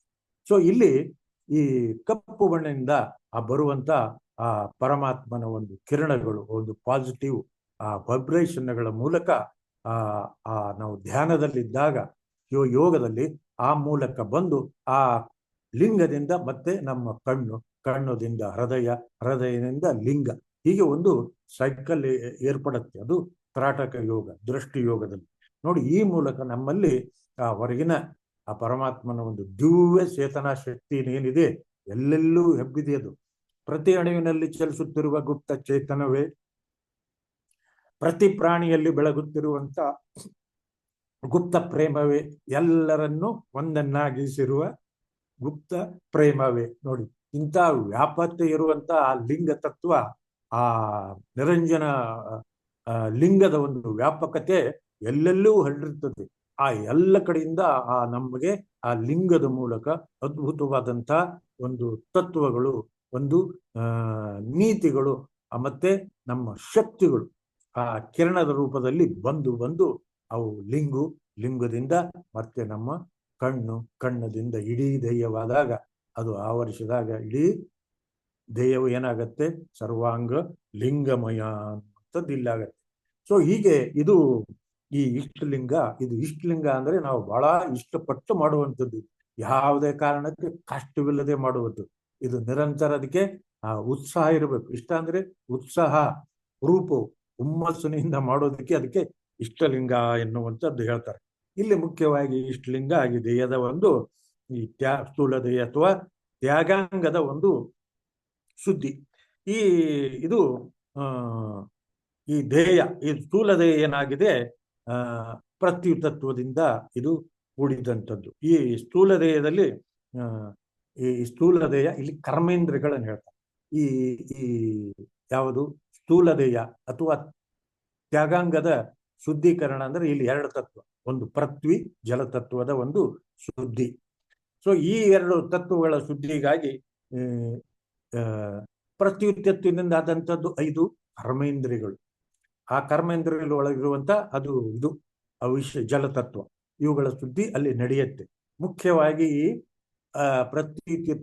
ಪ್ರತ್ಯುತತ್ವದಿಂದ ಆದಂತ 5 ಕರ್ಮೇಂದ್ರಿಯಗಳು ಗುದ, ಗುಹ್ಯ, ಪಾದ, ಪಾಣಿ, ವಾಕ್. ನೋಡಿ, ಇವು 5 ಈ ಬಂದಂತವು, ಇವು ಶುದ್ಧಿ ಆಗ್ಬೇಕು. ಸೊ ಇವು ಈ 5 ಪಂಚಭೂತಗಳಿಂದನೇ ಆದವು. ಇಲ್ಲಿ ಗುದ ಪೃಥ್ವಿತತ್ವ, ಗುಹ್ಯ ಜಲತತ್ವ, ಪಾದ ಅಗ್ನಿತತ್ವ, ಪಾಣಿ ಅಂದ್ರೆ ಕೈ ವಾಯುತತ್ವ, ವಾಕ್ ಬಯಲು ತತ್ವ, ಆಕಾಶ ತತ್ವ. ನೋಡಿ, ಈ ರೀತಿ ಈ ಪ್ರತ್ಯುತತ್ವ ಮತ್ತು ಇವುಗಳ ಅನುಗುಣವಾಗಿ ಗುಣಗಳನ್ನು ಕೂಡ ಹೊಂದಿದೆ. ಪ್ರತ್ಯುತತ್ವದ ಯಾವುದು ಗುಣ ಇದೆ? ಗಂಧ ಇದೆ. ಜಲಕ್ಕೆ ರಸ ಇದೆ, ಅಗ್ನಿಗೆ ರೂಪ ಇದೆ, ವಾಯುವಿಗೆ ಸ್ಪರ್ಶ ಇದೆ, ಆಕಾಶಕ್ಕೆ ಶಬ್ದ ಇದೆ. ನೋಡಿ, ಇವು ಮೂಲ ಗುಣಗಳು. ಮೂಲ ಗುಣಗಳಲ್ಲಿ ಇರುವಂತ ದೋಷಗಳನ್ನು ತೆಗೆದುಹಾಕಿದೆ ಇದು ಇಷ್ಟಲಿಂಗ ಅನ್ನುವಂಥದ್ದು. ಮತ್ತೆ ಇಲ್ಲಿ ನಮಗೆ ಶರಣರು ಈ 3 ಲಿಂಗಗಳಿಗೆ 3 ರೀತಿಯ ಒಂದು ಅರ್ಪಣೆ ಎನ್ನುವಂಥದ್ದು ಹೇಳ್ತಾರೆ. ಯಾವ ರೀತಿ? ಕಾಯಾರ್ಪಣ, ಕರುಣಾರ್ಪಣ, ಭಾವಾರ್ಪಣ. ಈ ಇಷ್ಟಲಿಂಗಕ್ಕೆ ನಾವು ಅನುಸಂಧಾನದಲ್ಲಿ ಈ ಕಾಯಕ್ಕೆ, ಈ ದೇಹಕ್ಕೆ, ಸ್ಥೂಲ ದೇಹಕ್ಕೆ ಕಾಯಾರ್ಪಣ ಮಾಡಬೇಕು ಈ ಶುದ್ಧೀಕರಣ ಮೂಲಕ. ಇನ್ನು ಇಷ್ಟಲಿಂಗ ಮಾಡುವಾಗ ಕರುಣಾರ್ಪಣ, ಕರುಣ ಅಂದ್ರೆ ಇಂದ್ರಿಯಗಳು ಅಲ್ಲಿ ಆಗತ್ತೆ. ಆಮೇಲೆ ಭಾವಲಿಂಗಕ್ಕೆ ಭಾವಾರ್ಪಣ, ಭಾವ ಅಂದ್ರೆ ನಮ್ಮ ಹೃದಯಾಂತರಾಳದಿಂದ ಬರುವಂತ ಭಾವನೆಗಳ ಒಂದು ಅಲ್ಲಿಯ ಮೂಲ ಹಂತ. ಸೊ ಹೀಗೆ ಈ ಮಲಗಳ ಒಂದು ನಿರ್ಮಲ ಆಗುವಂಥದ್ದು ಬಹಳ ಮುಖ್ಯ. ಇಲ್ಲಿ ಗಂಧದಲ್ಲಿ ಇದು ಗುದ ಅಂದ್ರೆ ಅಲ್ಲಿ ಗಂಧ, ಇದು ಅಲ್ಲಿ ಏನಿರುತ್ತೆ, ಇಲ್ಲಿ ದುರ್ಮಲ ಇರಕೂಡದು, ಅದು ಶುದ್ಧಿ ನಿರಂತರ, ಅದು ದಿನನಿತ್ಯ ಅದು ನಮ್ಮ ಆರೋಗ್ಯಕ್ಕಾಗಿ ವಿಸರ್ಜನೆ ಆಗ್ಬೇಕು, ದಿನಕ್ಕೊಂದ್ಸಲ ಅದು. ಆಮೇಲೆ ಈ ಪ್ರತ್ಯುತತ್ವದಿಂದ ಆದಂತ ಮದಗಳು ಕೂಡ ಹುಟ್ಟುದು ಇಲ್ಲಿನೇ. ನೋಡಿ, ಈ ಶುದ್ಧಿಗಾಗಿ ನಾವು ಈ ತತ್ವವನ್ನ ಶುದ್ಧೀಕರಿಸಬೇಕು. ಈ ಗಂಧ ಅಥವಾ ಈ ಗುದದಲ್ಲಿರುವುದು ಯಾವುದು ಅಂದ್ರೆ ಆಚಾರ ಲಿಂಗ. ನೋಡಿ, ಆ ಮೂಲಕ ಅದು ಶುದ್ಧಿಯಾಗುವಂಥದ್ದು. ಇನ್ನು 2ನೇದು ಜಲತತ್ವ. ಜಲತತ್ವದಲ್ಲಿ ಯಾವುದಿದೆ? ರಸ. ಜಲತತ್ವದಲ್ಲಿ ಆಚಾರ ಲಿಂಗ. ಈ ಆಚಾರ ಲಿಂಗದಲ್ಲಿ ಗುರುಲಿಂಗ, 2ನೇದು ಗುರುಲಿಂಗ. ಇಲ್ಲಿ ಗುರು ಅಂದ್ರೆ ಅರಿವೇ ಗುರು. ಆ ಅರಿವು ನಮ್ಮಲ್ಲಿ ಬರುವುದರ ಮೂಲಕ ಆ ಜ್ಞಾನ ಅಲ್ಲಿ ಹುಟ್ಟತ್ತೆ. ಈ ಜಲತತ್ವದಿಂದ ಇದು ಗುಹ್ಯ ಅಂದ್ರೆ ಜನನೇಂದ್ರಿಯ. ನೋಡಿ, ಜನನೇಂದ್ರಿಯದಿಂದಲೇ ಜ್ಞಾನ. ಯಾಕೆಂದ್ರೆ ಇಡೀ ಜಗತ್ತು, ಈ ಪಿಂಡಾಂಡ ಜೀವಿಗಳು ಹುಟ್ಟುವುದೇ ಈ ಜನನೇಂದ್ರಿಯ ಮೂಲಕ. ಎಲ್ಲಿ ಜನನೇಂದ್ರಿಯ ಮೂಲಕ ಜೀವ ಬಂತು, ಆ ಮೂಲಕವೇ ಆ ಜ್ಞಾನ ಅನ್ನೋದು ಬೆಳೀತು. ಆ ಜ್ಞಾನ ಅನ್ನೋದು ಮೊದಲೇ ಇರುತ್ತದೆ ಮೆದುಳಿನಲ್ಲಿ. ಯಾವಾಗ 8ನೇ ತಿಂಗಳಲ್ಲಿ ಅದು ಮೊದಲೇ ಬೆಳೆದಿರ್ತದೆ, 6-7ಕ್ಕೆ 8ಕ್ಕೆ ತಿಂಗಳು ಚೆನ್ನಾಗಿ ಬೆಳೀತಾ ಇರ್ತದೆ. ಅದಕ್ಕೆ 8 ತಿಂಗಳಲ್ಲಿ ಗರ್ಭ ದೀಕ್ಷೆಯನ್ನ ಮಾಡುವಂಥದ್ದು. ನೋಡಿ, ಇಲ್ಲಿ ಮುಖ್ಯವಾಗಿ ಏನು ಅಂದ್ರೆ ಜನನೇಂದ್ರಿಯ, ಇದರ ಒಂದು ಇದು ರಸ, ಇದರ ಒಂದು ಬಳಕೆ ಬಹಳ ಮುಖ್ಯವಾದದ್ದು. ಸ್ತ್ರೀಗಳು ಪತಿ ಏಕ ಪತ್ನಿತ್ವವನ್ನು ಪಾಲಿಸಬೇಕು. ಪತ್ನಿ ಏಕ ಪತಿಯತ್ವವನ್ನು ಪಾಲಿಸುವಂಥದ್ದು ಇದು ಆ ಸದ್ಗುಣಗಳ ಮಾಡಬೇಕು. ಇಲ್ಲಾದ್ರೆ ಅದು ಅನಾಚಾರ ಅನಿಸುತ್ತೆ, ಅದು ತತ್ವಕ್ಕೆ ವಿರುದ್ಧವಾಗುತ್ತೆ. ನೋಡಿ, ಈ ಮೂಲಕ ಈ ಗುಹ್ಯ ಅನ್ನುವಂಥದ್ದು ಈ ಜಲತತ್ವ ನಾವು ಅರ್ಪಿತವಾದಾಗ, ಅಲ್ಲಿ ನಮ್ಮ ಶುದ್ಧಿಯಾದಾಗ ಅದು ಎಲ್ಲವೂ ಆ ಗುರುಲಿಂಗಕ್ಕೆ ಕಾಯ ಅರ್ಪಣೆವಾಗತ್ತೆ ಅನ್ನುವಂಥದ್ದು. ಇನ್ನು ಮೂರನೇದು ಪಾದ. ಪಾದ ಇದು ಅಗ್ನಿತತ್ವದ್ದು. ಇದರಲ್ಲಿ ರೂಪ ಗುಣ ಇದೆ. ನೋಡಿ, ಈ ಕಾಯ, ಈ ಕೈ ಅನ್ನೋದು ಬಹಳ ಈ ಪಾದ ಅನ್ನುವುದು ಬಹಳ ಪರಮ ಪವಿತ್ರ.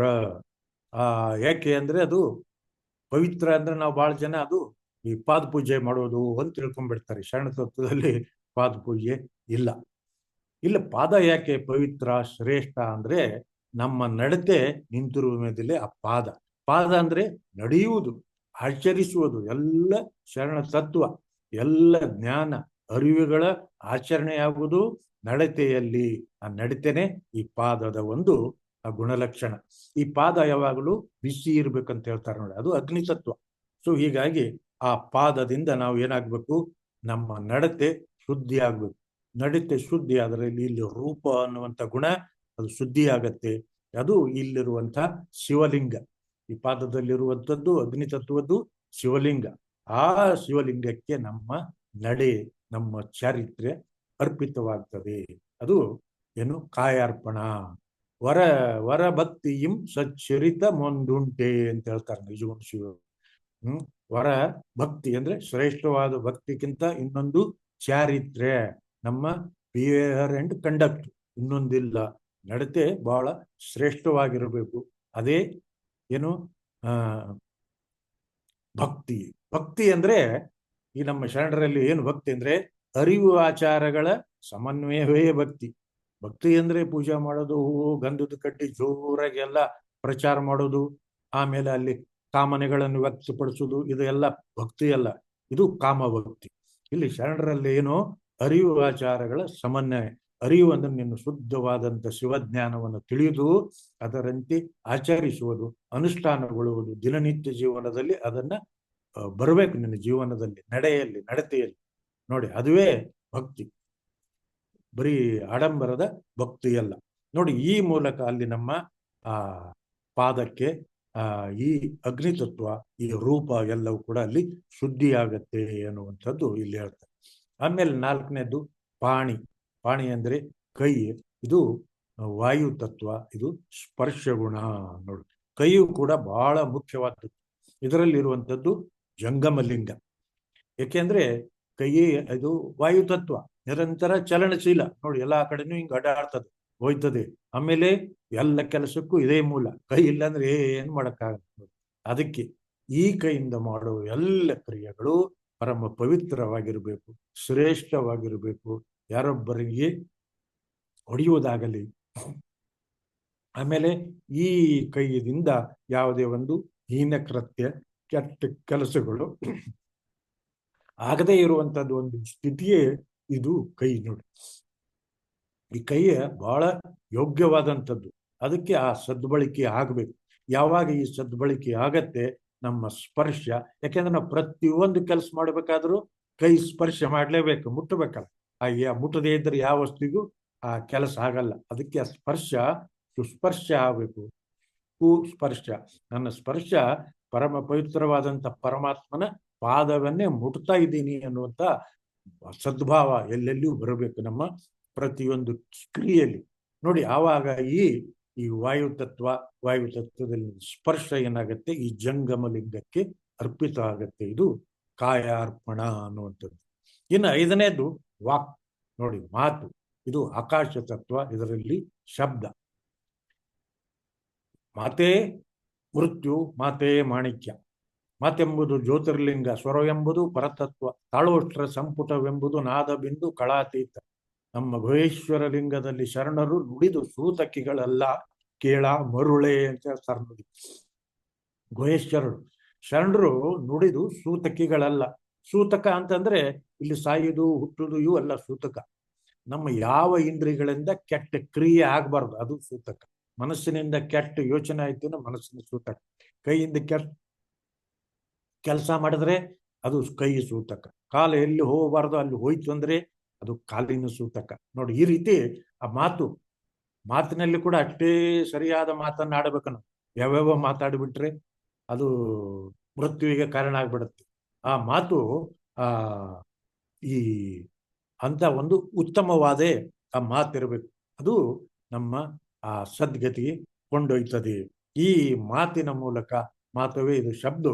ಮಾತು ಅಂದ್ರೆ ಅದು ಶಿವ ತತ್ವವಾಗಿರಬೇಕು. ನುಡಿದರೆ ಮುತ್ತಿನ ಹಾರದಂತಿರಬೇಕು, ನುಡಿದರೆ ಮಾಣಿಕ್ಯದ ದೀಪ್ತಿಯಂತಿರಬೇಕು, ನುಡಿದರೆ ಸ್ಫಟಿಕದ ಶಲಾಕೆಯಂತಿರಬೇಕು, ನುಡಿದರೆ ಲಿಂಗ ಮೆಚ್ಚಿ ಅಹುದೇವು ದೆನಬೇಕು. ನೋಡಿ, ಈ ರೀತಿಯ ಒಂದು ಅಂತ ಮಾತು ಬರಬೇಕು. ಮಾತು ಮಂತ್ರವಾಗಬೇಕು ಅಂದ್ರೆ ಹೆಚ್ಚು ಮಾತು ಇಲ್ಲದೆ ಮಾತು ಕಡಿಮೆ ಆಗಬೇಕು. ಆ ಮಾತು ಸತ್ಯವು, ಪ್ರಿಯವು, ಲೋಕ ಕಲ್ಯಾಣಕ್ಕೂ ಪರ ಉಪಕಾರಕ್ಕೂ ಎಲ್ಲಕ್ಕೂ ಆಗುವಂಥದ್ದು. ಇದು ಬಹಳ ಮುಖ್ಯ.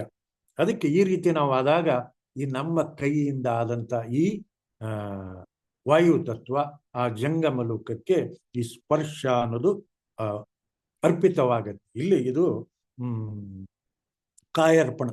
ನೋಡಿ, ಈ ರೀತಿಯ ಆ ಮಾತಿನ ಒಂದು ಬಹಳ ಮಹತ್ತರವಾದದ್ದಿದೆ. ಮಾತು ಮುಖ್ಯವಾಗಿರುವಂಥದ್ದು. ಮಾತು ತಪ್ಪಿದರೆ ಹೋಯಿತು, ಮುತ್ತು ಹೊಡೆದರೆ ಹೋಯಿತು ಅನ್ನುವ ಹಾಗೆ ನಮಗೆ ಮಾತು, ನಡೆ ಇವು ಎಲ್ಲವೂ ಸರಿಯಾಗಿರ್ಬೇಕು. ಇದಕ್ಕೆ ಕಾರಣ ಏನು ಅಂದ್ರೆ ಎಚ್ಚರ. ತಿಳಿಯಲಿಯದು ಎಚ್ಚರಲಿಯದು ಎನ್ನವಗುಣಕ್ಕೆ ಎಂಬ ಕಸವ ಕಿಳಿದು ತೆಗೆಯಯ್ಯ ಕೂಡಲ ಸಂಗಮ ದೇವ ಸುಳಿದೊಗೆದು ಬೆಳೆಯುವನು. ನಾವು ನಿರಂತರ ಎಚ್ಚರ ತಪ್ತಾ ಇರ್ತೀವಿ. ಎಚ್ಚರ ಅಂದ್ರೆ ಆ ಪ್ರಜ್ಞೆಯಲ್ಲಿರುವುದು. ಪ್ರಜ್ಞೆಯಿಂದ ನಾವು ಅತೀತರ ಆಗ್ತೀವಿ. ಆ ಪ್ರಜ್ಞೆಯಲ್ಲಿ ನಾವು ಹೆಚ್ಚು ಇರುವುದೇ ಇಲ್ಲ. ಎಚ್ಚರ ತಪ್ಪದಾಗ ಕೆಟ್ಟ ಕೆಲಸ ಆಗತ್ತೆ. ಎಚ್ಚರ ತಪ್ಪದಾಗ ಏನೇನೋ ಮಾತಾಡ್ತೀವಿ. ಎಚ್ಚರ ತಪ್ಪದಾಗ ಕೆಟ್ಟ ಯೋಚನೆ ಬರುತ್ತೆ. ನೋಡಿ, ಆ ನಿರಂತರ awareness, constant awareness, choiceless awareness ಅಂತ ಹೇಳ್ತಾರೆ ಜಿಡ್ಡು ಕೃಷ್ಣಮೂರ್ತಿ. ಆದ್ರೆ ನಾವು ನಮ್ಮ ಅವೇರ್ನೆಸ್ ಚಾಯ್ಸ್ ಆಗಿರುತ್ತೆ. ನೋಡ, ಅದೇ ತಪ್ಪು. ಚಾಯ್ಸ್ಲೆಸ್ ಇರಬೇಕು. ಏನು ಬರುತ್ತೆ ಅದನ್ನ ಅನುಭವಿಸ್ತಾ ಇರಬೇಕು. ಬರೀ ನಾವು ಕ್ರಿಯೆಯನ್ನು ಮಾಡಬೇಕು. ಆ ಫಲ ಅಪೇಕ್ಷೆ ಇಲ್ಲದೆ ನಮ್ಮ ಶುದ್ಧ ಕಾಯಕ ಇರಬೇಕು. ಅಕ್ಸೆಪ್ಟ್ ಎವ್ರಿಥಿಂಗ್, ಎಕ್ಸ್ಪೆಕ್ಟ್ ನಥಿಂಗ್ ಅನ್ನುವಂಥ ಆ ತತ್ವವನ್ನು ಇಲ್ಲಿ ಪರಿಪಾಲನೆ ಮಾಡಿದಾಗ ಆ ಒಂದು ಮಾತು ಅನ್ನೋದು ಸರಿಯಾಗತ್ತೆ. ಈ ಮೂಲಕ ಈ ನಮ್ಮ ಕರ್ಮೇಂದ್ರಿಗಳ ಶುದ್ಧಿ ಅನ್ನುವಂಥದ್ದು ಇದು ಒಂದು ಇಷ್ಟಲಿಂಗದ ಒಂದು ತತ್ವ. ಇನ್ನು ಪ್ರಾಣಲಿಂಗ ಅಂದ್ರೆ ಅವಿರಳ ಚಿತ್ ಶಕ್ತಿಯೇ ಪರಶಿವ. ನೋಡಿ, ಆ ಪರಶಿವನ ಶಕ್ತಿ ರೂಪವೇ ಪ್ರಾಣ. ಪರಮಾತ್ಮನ ಆ ತತ್ವಾತ್ಮಕ ಪ್ರಾಣ, ಆ ಪರಮಾತ್ಮನ ಜ್ಞಾನಾತ್ಮಕವೇ ಇಲ್ಲಿ ಲಿಂಗ. ಪರಶಿವ ಅಂದ್ರೆ ನಿರಂಜನ ಲಿಂಗ, ಪರಮಾತ್ಮ ಅಂದ್ರೆ ಮಹಾಲಿಂಗ.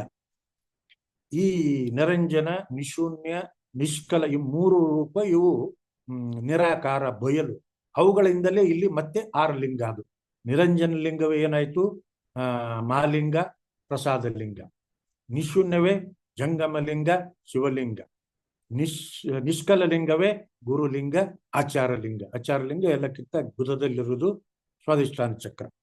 ಸೊ ಹೀಗೆ ಸ್ವಾಧಿಷ್ಠಾನ ಅಲ್ಲ, ಮೂಲಾಧಾರ. ಹೀಗೆ ಆ ಪರಶಿವನ ಒಂದು ರೂಪವೇ ಇಲ್ಲಿ ಆ ಪ್ರಾಣ. ಆ ಪ್ರಾಣದ ಒಂದು ಎಲ್ಲ ಜ್ಞಾನ ಸ್ವರೂಪವೇ ಪರಮಾತ್ಮ ತತ್ವಾತ್ಮಕ ಪ್ರಾಣ ಅನ್ನುವಂಥದ್ದು. ನೋಡಿ, ಇವುಗಳ ಹೊಂದಾಣಿಕೆಯೇ ಪ್ರಾಣ. ಈ ಪ್ರಾಣಲಿಂಗ ಇದು ಜ್ಯೋತಿ, ಇದು ಜ್ಯೋತಿರ್ಮಯ ಜೀವಕಳೆ. ಇದು ಭೋಗಾಂಗದಲ್ಲಿರುವಂತಹ ಒಂದು ಪ್ರಾಣಲಿಂಗ. ಇದು ಜೀವಕ್ಕೆ ಜೀವಾಳವಾಗಿರುತ್ತೆ ಮತ್ತು ಅಮೃತ ಪ್ರಾಯವಾದದ್ದು. ಇದು ಇಲ್ಲದೆ ಇದ್ರೆ ಬದುಕಕ್ಕಾಗಲ್ಲ. ಈ ಪ್ರಾಣವೇ ಆಯುಷ್ಯ, ಭೋಗಾಂಗ. ಇದು ಭೋಗಿಸುವುದು ಇದನ್ನೇ, ಈ ಜೀವವೇ. ಸೊ ಈ ಮೂಲಕ ನಾವು ಭೋಗಾಂಗವನ್ನು ಶುದ್ಧಿ ಮಾಡಿ ಆ ಅಗ್ನಿ ವಾಯು ತತ್ವಗಳ ಇದು ಶುದ್ಧಿ ಮುಖ್ಯ ಅನ್ನುವಂಥದ್ದು. ಈ ಪ್ರಾಣಲಿಂಗ ಅಗ್ನಿ ಮತ್ತು ವಾಯು ತತ್ವ ಇದು ಸೂಕ್ಷ್ಮ ದೇಹದಲ್ಲಿ ಈ ಎರಡು ಒಂದು ತತ್ವಗಳ ಪಂಚಭೂತಗಳ ಒಂದು ಶುದ್ಧೀಕರಣವೇ ಇದು ಪ್ರಾಣಲಿಂಗ. ಸೊ ಇಲ್ಲಿ ಜ್ಞಾನೇಂದ್ರಿಯ, ಅಗ್ನಿ ತತ್ವ ಅಂದ್ರೆ 5 ಜ್ಞಾನೇಂದ್ರಿಯಗಳು: ಘ್ರಾಣೇಂದ್ರಿಯ, ಜೀವೇಂದ್ರಿಯ, ನೇತ್ರೇಂದ್ರಿಯ, ತ್ವಕ್ಕೇಂದ್ರಿಯ, ಶ್ರೋತ್ರೇಂದ್ರಿಯ ಅನ್ನುವಂಥದ್ದು ಇವು 5. ಸೊ ಈ 5ರಲ್ಲಿಯೂ ಕೂಡ 5 ಗುಣಗಳಿವೆ. ಈ ಗ್ರಹಣೇಂದ್ರಿಯದಲ್ಲಿ ಗಂಧ, ಜುವೇಂದ್ರಿಯಲ್ಲಿ ರಸ, ನೇತ್ರೇಂದ್ರಿಯಲ್ಲಿ ರೂಪ, ತ್ವಕ್ಕೇಂದ್ರಿಯಲ್ಲಿ ಸ್ಪರ್ಶ, ಶ್ರೋತ್ರೇಂದ್ರಿಯಲ್ಲಿ ಶಬ್ದ. ನೋಡಿ, ಈ ರೀತಿಯ ಈ 5 ಗುಣಗಳ ಒಂದು ಶುದ್ಧಿ ಆದಾಗ ಇದು ಪ್ರಾಣಲಿಂಗದ ಒಂದು ಸಂಪೂರ್ಣ ನಮಗೆ ಸಾಧನೆ ಆಗತ್ತೆ. ಈ ಪ್ರಾಣಲಿಂಗ ನಮ್ಮ ಒಂದು ಈ ಭೋಗಾಂಗ. ಯಾಕೆ ಪ್ರಾಣ ಭೋಗಾಂಗ ಅಂದ್ರೆ ಇದರಲ್ಲಿ ಈ ಇಂದ್ರಿಯಗಳೇ ಎಲ್ಲವೂ ಭೋಗಿಸುವುದು, ಜ್ಞಾನೇಂದ್ರಿಯಗಳು. ಸೊ ಅದಕ್ಕೆ ಭೋಗಿಸುವಂಥದ್ದು ಅದು ಲಿಂಗಕ್ಕರ್ಪ ಅರ್ಪಣವಾಗಬೇಕು. ಅದಕ್ಕೆ ಕರುಣಾರ್ಪಣ. ಈ ಎಲ್ಲ ವಸ್ತುಗಳು ನಾವು ಏನು ಜ್ಞಾನೇಂದ್ರಿಯ ಮೂಲಕ ಅನುಭವಿಸ್ತೀವಿ, ಅವು ಮೊದಲು ಲಿಂಗಾರ್ಪಣ ಆಗಬೇಕು, ಆಮೇಲೆ ನಮ್ಮ ಅಂಗಕ್ಕೆ ಅರ್ಪಿತವಾಗಬೇಕು. ನೋಡಿ, ಈ ರೀತಿಯ 3 ಈ ಇಂದ್ರಿಯಗಳ ಒಂದು ಶುದ್ಧಿ ಬಹಳ ಮುಖ್ಯ ಅನ್ನುವಂಥದ್ದು. ಈಗ ಮೊದಲನೇದು ಗ್ರಹಣೇಂದ್ರಿಯ. ಇದರಲ್ಲಿ ಏನಿದೆ? ಗಂಧ ಇದೆ, ಇದು ವಾಸನೆ. ಇದು ಆದದ್ದು ಪೃಥ್ವಿ ತತ್ವದಿಂದ. ಸೊ ಇಲ್ಲಿ ಈ ಪ್ರತಿಯೊಂದು ತತ್ವಗಳು ಇಲ್ಲಿ ಷಡ್ವಿಧ ಲಿಂಗಕ್ಕೆ ಷಡ್ವಿಧ ಅರ್ಪಣೆ ಮಾಡೋಕೆ ಮಿಶ್ರಾರ್ಪಣವನ್ನು ಇಲ್ಲಿ ಹೇಳ್ತಾರೆ. ಆ ಮಿಶ್ರಾರ್ಪಣವು ಈ ಎಲ್ಲ ಕರಣಗಳಿಗೆ ಇಲ್ಲಾಗ್ತವೆ. ಈ ಮಿಶ್ರಾರ್ಪಣವನ್ನು ಷಡ್ವಿಧ ಲಿಂಗಕ್ಕೆ ಅರ್ಪಿಸಿ ಈ ಗಂಧವನ್ನು ತದನಂತರ ಎಲ್ಲ ಇಂದ್ರಿಯಗಳಿಗೆ ಅರ್ಪಿಸಬೇಕಾಗತ್ತೆ. ಈ ಗಂಧ ಇಲ್ಲಿ ಸುಮಾರು 6 ರೀತಿಯ ವಾಸನೆಗಳು ಬರ್ತವೆ ನಮ್ಮ ಗಂಧದಲ್ಲಿ. ಈಗ ಹೂವಿನ ವಾಸನೆ ಬೇರೆ, ತರಕಾರಿ ವಾಸನೆ ಬೇರೆ, ಹಾಗೆ ಕಾಳುಗಳದು, ಹಣ್ಣುಗಳದು, ನೋಡಿ ಮೊಗ್ಗು, ಈ ರೀತಿಯ 6 ರೀತಿಯ ಗಂಧ ವಾಸನೆ ಒಂದೊಂದಕ್ಕೆ ಆಚಾರಲಿಂಗ, ಗುರುಲಿಂಗ, ಶಿವಲಿಂಗ, ಜಂಗಮಲಿಂಗ, ಪ್ರಸಾದಲಿಂಗ, ಮಹಾಲಿಂಗಕ್ಕೆ ಅರ್ಪಿತವಾಗಬೇಕು. ಈ ಅರ್ಪಿತವಾದಾಗ ಇಲ್ಲಿ ಕರುಣಾರ್ಪಣ ಆಗತ್ತೆ, ಇಂದ್ರಿಗೆ ಅರ್ಪಣ. ಈ ಕರುಣಗಳನ್ನು ಆ ಲಿಂಗಗಳಿಗೆ ಅರ್ಪಿಸಿ ನಂತರ ನಾವು ಭೋಗಿಸುವುದು ಅನ್ನುವಂಥದ್ದು. ಈ ಮೂಲಕ ನಮ್ಮ ಘ್ರಾಣೇಂದ್ರಿಯ ಶುದ್ಧಿ ಆಗತ್ತೆ ಅನ್ನುವಂಥದ್ದು. ಇನ್ನು ಎರಡನೇದು ಜೀವೇಂದ್ರಿಯ. ಜೀವೇಂದ್ರಿಯ ಇದು ಜಲತತ್ವದು. ಇಲ್ಲಿರುವಂತಹ ಗುಣ ರಸ. ನೋಡಿ, ಇಲ್ಲಿ ಈ ರಸಗಳಲ್ಲಿ ಒಟ್ಟು ಷಡ್ರಸಗಳು ಷಡ್ಲಿಂಗಕ್ಕೆ ಅರ್ಪಿಸಬೇಕು. ಇದೇ ಮಿಶ್ರಾರ್ಪಣ ಇಲ್ಲಿ ಬರುವಂಥದ್ದು. ಷಡ್ಲಿಂಗಕ್ಕೆ ಷಡ್ ರುಚಿಗಳು ಅರ್ಪಣವಾಗಿ ತದನಂತರ ನಮ್ಮ ಇಂದ್ರಿಯ ಮತ್ತು ಈ ದೇಹಗಳಿಗೆ ಅರ್ಪಿತವಾಗಬೇಕು ಅನ್ನುವಂಥದ್ದು. ಇಲ್ಲಿ ಷಡ್ ರುಚಿ ರಸಗಳು ಯಾವುವು ಅಂತಂದ್ರೆ ರುಚಿ, ಒಗರು, ಖಾರ, ಆಮ್ಲ, ಕಹಿ, ಲವಣ. ನೋಡಿ, ಇವು ಆ 6 ರುಚಿಗಳು 6 ಲಿಂಗಕ್ಕೆ ಅರ್ಪಣ. ರುಚಿ ಆಚಾರಲಿಂಗಕ್ಕೆ, ಒಗರು ಗುರುಲಿಂಗಕ್ಕೆ, ಖಾರ ಶಿವಲಿಂಗಕ್ಕೆ, ಆಮ್ಲ ಜಂಗಮಲಿಂಗಕ್ಕೆ, ಕಹಿ ಪ್ರಸಾದಲಿಂಗಕ್ಕೆ, ಲವಣ ಮಹಾಲಿಂಗಕ್ಕೆ. ನೋಡಿ, ಇವೆಲ್ಲವೂ ಆ ಮಹಾಲಿಂಗ ಮತ್ತು ಎಲ್ಲ ಲಿಂಗಗಳಿಗೆ ಷಡ್ವಿಧ ರುಚಿ ಷಡ್ ಲಿಂಗಕ್ಕೆ ಅರ್ಪಿತವಾದ ನಂತರ ನಾವು ಆ ಎಲ್ಲವನ್ನು ಭೋಗಿಸಬೇಕು, ಅನುಭವಿಸಬೇಕು. ಇದುವೇ ಇಲ್ಲಿ ಈ ರೀತಿಯಾದಾಗ ಇಲ್ಲಿ ಈ ಜಲತತ್ವ ಶುದ್ಧಿಯಾಗತ್ತೆ. ಅಲ್ಲಿ ಗ್ರಹಣೇಂದ್ರಿಯದಲ್ಲಿ ಪೃಥ್ವಿ ತತ್ವ ಶುದ್ಧಿ, ಇಲ್ಲಿ ಜಲತತ್ವ ಇಲ್ಲಿ ಶುದ್ಧಿ ಆಗತ್ತೆ. ಈ ಜೀವೇಂದ್ರಿಯ ಕೂಡ ಶುದ್ಧಿ. ನಾವು ಜೀವೇಂದ್ರಿಯಲ್ಲಿ ಏನೆಲ್ಲ ತಿಂತೀವಿ, ನಾಲಿಗೆಯ ಮುಖಾಂತರ ಅವೆಲ್ಲ ಮೊದಲು ಪರಮಾತ್ಮನಿಗೆ ಅರ್ಪಿತ, ಆಮೇಲೆ ನನಗೆ ಅರ್ಪಿತ ಅನ್ನುವಂಥ ಒಂದು ಭಾವನೆಯಿಂದ ನಾವು ಅದನ್ನ ಸೇವಿಸಬೇಕು. ಆದ್ರೆ ನಮ್ಗೆ ಇದನ್ನೇ ಇರಲ್ಲ. ಅದು ನಾನೇ ತಿಂತಾ ಇದ್ದೀನಿ ಬಿಟ್ಟು ಆ ಇಂದ್ರಿಯಗಳ ಮುಖದಿಂದ ನಾವು ಬಹಳ ಖುಷಿ ಪಡೋದು, ಸಂತೋಷ ಪಡ್ಕೊಂಡು ತಿಂತಾ ಇರ್ತೀವಿ ಯಾವ್ಯಾವ ವಸ್ತುಗಳನ್ನು. ಸೊ ಅದು ಆ ರುಚಿ ಮೊದಲು ಅವು ಕರ್ಪಿತ ಆಗಿ ಆಮೇಲೆ ನನಗೆ ಬರಬೇಕು ಅನ್ನುವಂಥ ಅದು ಮನಸ್ಸಿನಲ್ಲಿ, ಅದು ಹೃದಯಾಂತರಾಳದಲ್ಲಿ ಒಂದು ಭಾವನೆ ಮೂಲಕ ಆ ಕಲ್ಪನೆ ಇರ್ಬೇಕು. ಇದು ಬಹಳ ಸೂಕ್ಷ್ಮವಾಗಿ ನಡೆಯುವಂಥದ್ದು. ಇದಕ್ಕೆ ಸೂಕ್ಷ್ಮ ದೇಹ ಶುದ್ಧಿಗಾಗೆ ಪ್ರಾಣಲಿಂಗ ಅನ್ನುವಂಥದ್ದು. ಇನ್ನ 3ನೇದು ನೇತ್ರೇಂದ್ರಿಯ. ಇದು ಅಗ್ನಿ ತತ್ವ. ಇದರಲ್ಲಿ ಗುಣ ರೂಪಗುಣ. ನೋಡಿ, ಈ ನೇತ್ರೇಂದ್ರಿಯದಲ್ಲಿ ಮತ್ತೆ 6 ರೀತಿಯ ಒಂದು ಬಣ್ಣಗಳನ್ನು ಹೇಳ್ತಾರೆ. ನಾವು ನೋಡ್ತಾ ಇದ್ದೀವಿ. ರೂಪ ಪ್ರಪಂಚದ ಎಲ್ಲ ರೂಪಗಳನ್ನು ನೋಡುವುದು ಯಾವುದರ ಮೂಲಕ? ಮೂಲ ಬಣ್ಣ, ಆಮೇಲೆ ಫಿಗರ್ ಬರ್ತವೆ. ಮನುಷ್ಯ, ನಾಯಿ, ಕತ್ತೆ, ಮರ, ಗಿಡ, ಹೀಗೆ ಮೊದಲು ಆ ಬಣ್ಣಗಳ ಮೂಲಕ ಅವುಗಳನ್ನು ನಾವು ನೋಡ್ತಾ ಇರ್ತೀವಿ ನೋಡಿ. ಅದು ಬಹಳ ಮುಖ್ಯ. ಈ ರೀತಿಯಾಗಿ ಇಲ್ಲಿ ಈ ಷಡ್ವಿಧ ಲಿಂಗಕ್ಕೆ ಷಡ್ರ ರೂಪಗಳ ಅರ್ಪಣೆ ಆಗ್ಬೇಕು. ಮೊದಲು ಯಾವುದು ಅಂತಂದ್ರೆ ಹಳದಿಗೆ ಆಚಾರಲಿಂಗ, ಬಿಳಿ ಬಣ್ಣಕ್ಕೆ ಗುರುಲಿಂಗ, ಹಸಿರುಕ್ಕೆ ಶಿವಲಿಂಗ, ಕೆಂಪು ಬಣ್ಣ ಜಂಗಮಲಿಂಗ, ಕಪ್ಪು ಪ್ರಸಾದ ಲಿಂಗ, ನೀಲವರ್ಣ ಮಹಾಲಿಂಗ. ನೋಡಿ, ಈ ಎಲ್ಲವೂ ಇಲ್ಲಿ ಅರ್ಪಿತವಾಗಬೇಕು. ಹಾಗೇನೆ ಇಲ್ಲಿ ಇರುವಂತ ಒಂದು ಏನು ರೂಪ ಅನ್ನುವಂತ ಅದ್ಭುತ ಗುಣ ಇದೆಯಲ್ಲ, ಆ ರೂಪ ಏನಾಗ್ಬೇಕು? ಸ್ವರೂಪವಾಗಬೇಕು. ಆದ್ರೆ ನಮ್ಮ ರೂಪ ಎಲ್ಲ ಏನಾಗಿದೆ ಈಗ? ಕುರೂಪ. ಎಲ್ಲವನ್ನು ನಾವು ವಿಕೃತ ಮಾಡಿ ಕೆಟ್ಟದಾಗಿ ನಮ್ಗೆ ಹೇಗೆ ಬೇಕು ಹಾಗಾಗಿ ನೋಡ್ತೀವಿ. ಕೆಲವೊಂದು ಎಲ್ಲೋ ಸ್ವಲ್ಪ ಮಾತ್ರ ಒಳ್ಳೆ ದೃಷ್ಟಿ ಇರುತ್ತೆ. ಬಹಳ ದೃಷ್ಟಿ, ಮುಕ್ಕಾಲ ಭಾಗ ನಮ್ಮ ದೃಷ್ಟಿ ಅಥವಾ ಇನ್ನೂ ಹೆಚ್ಚು ಅನ್ನಿ ಏನಿರುತ್ತೆ? ವಿಕೃತವಾಗಿನೇ, ಅದು ಕೆಟ್ಟದಾಗಿನೇ ನೋಡುದು ಅಥವಾ ಕೆಟ್ಟದಾಗಿ ಭಾವಿಸುವುದು. ಹಾಗಾಗ್ಬಾರ್ದು. ಈ ರೂಪ ಅಂದ್ರೆ ಎಲ್ಲವೂ ಪರಮಾತ್ಮನ ರೂಪವೇ. ನೋಡಿ, ಆ ಒಂದು ಅದ್ಭುತವಾದಂತ ಒಂದು ಮನೋಸ್ಥಿತಿ, ಆ ರೂಪ ನಮ್ಮಲ್ಲಿರ್ಬೇಕು. ಆ ಸ್ವರೂಪ ಅಂತಂದ್ರೆ ಎಲ್ಲವನ್ನು ನಾನು ಪರಮಾತ್ಮನ ಸ್ವರೂಪವೇ, ಪರಮಾತ್ಮನನ್ನೇ ನಾನು ಕಾಣ್ತಾ ಇದ್ದೀನಿ ಅನ್ನುವಂತ ಪ್ರತಿಯೊಂದು ರೂಪದಲ್ಲಿ ನೋಡಿದ್ರೆ ಅವು ಏನಾಗತ್ತೆ?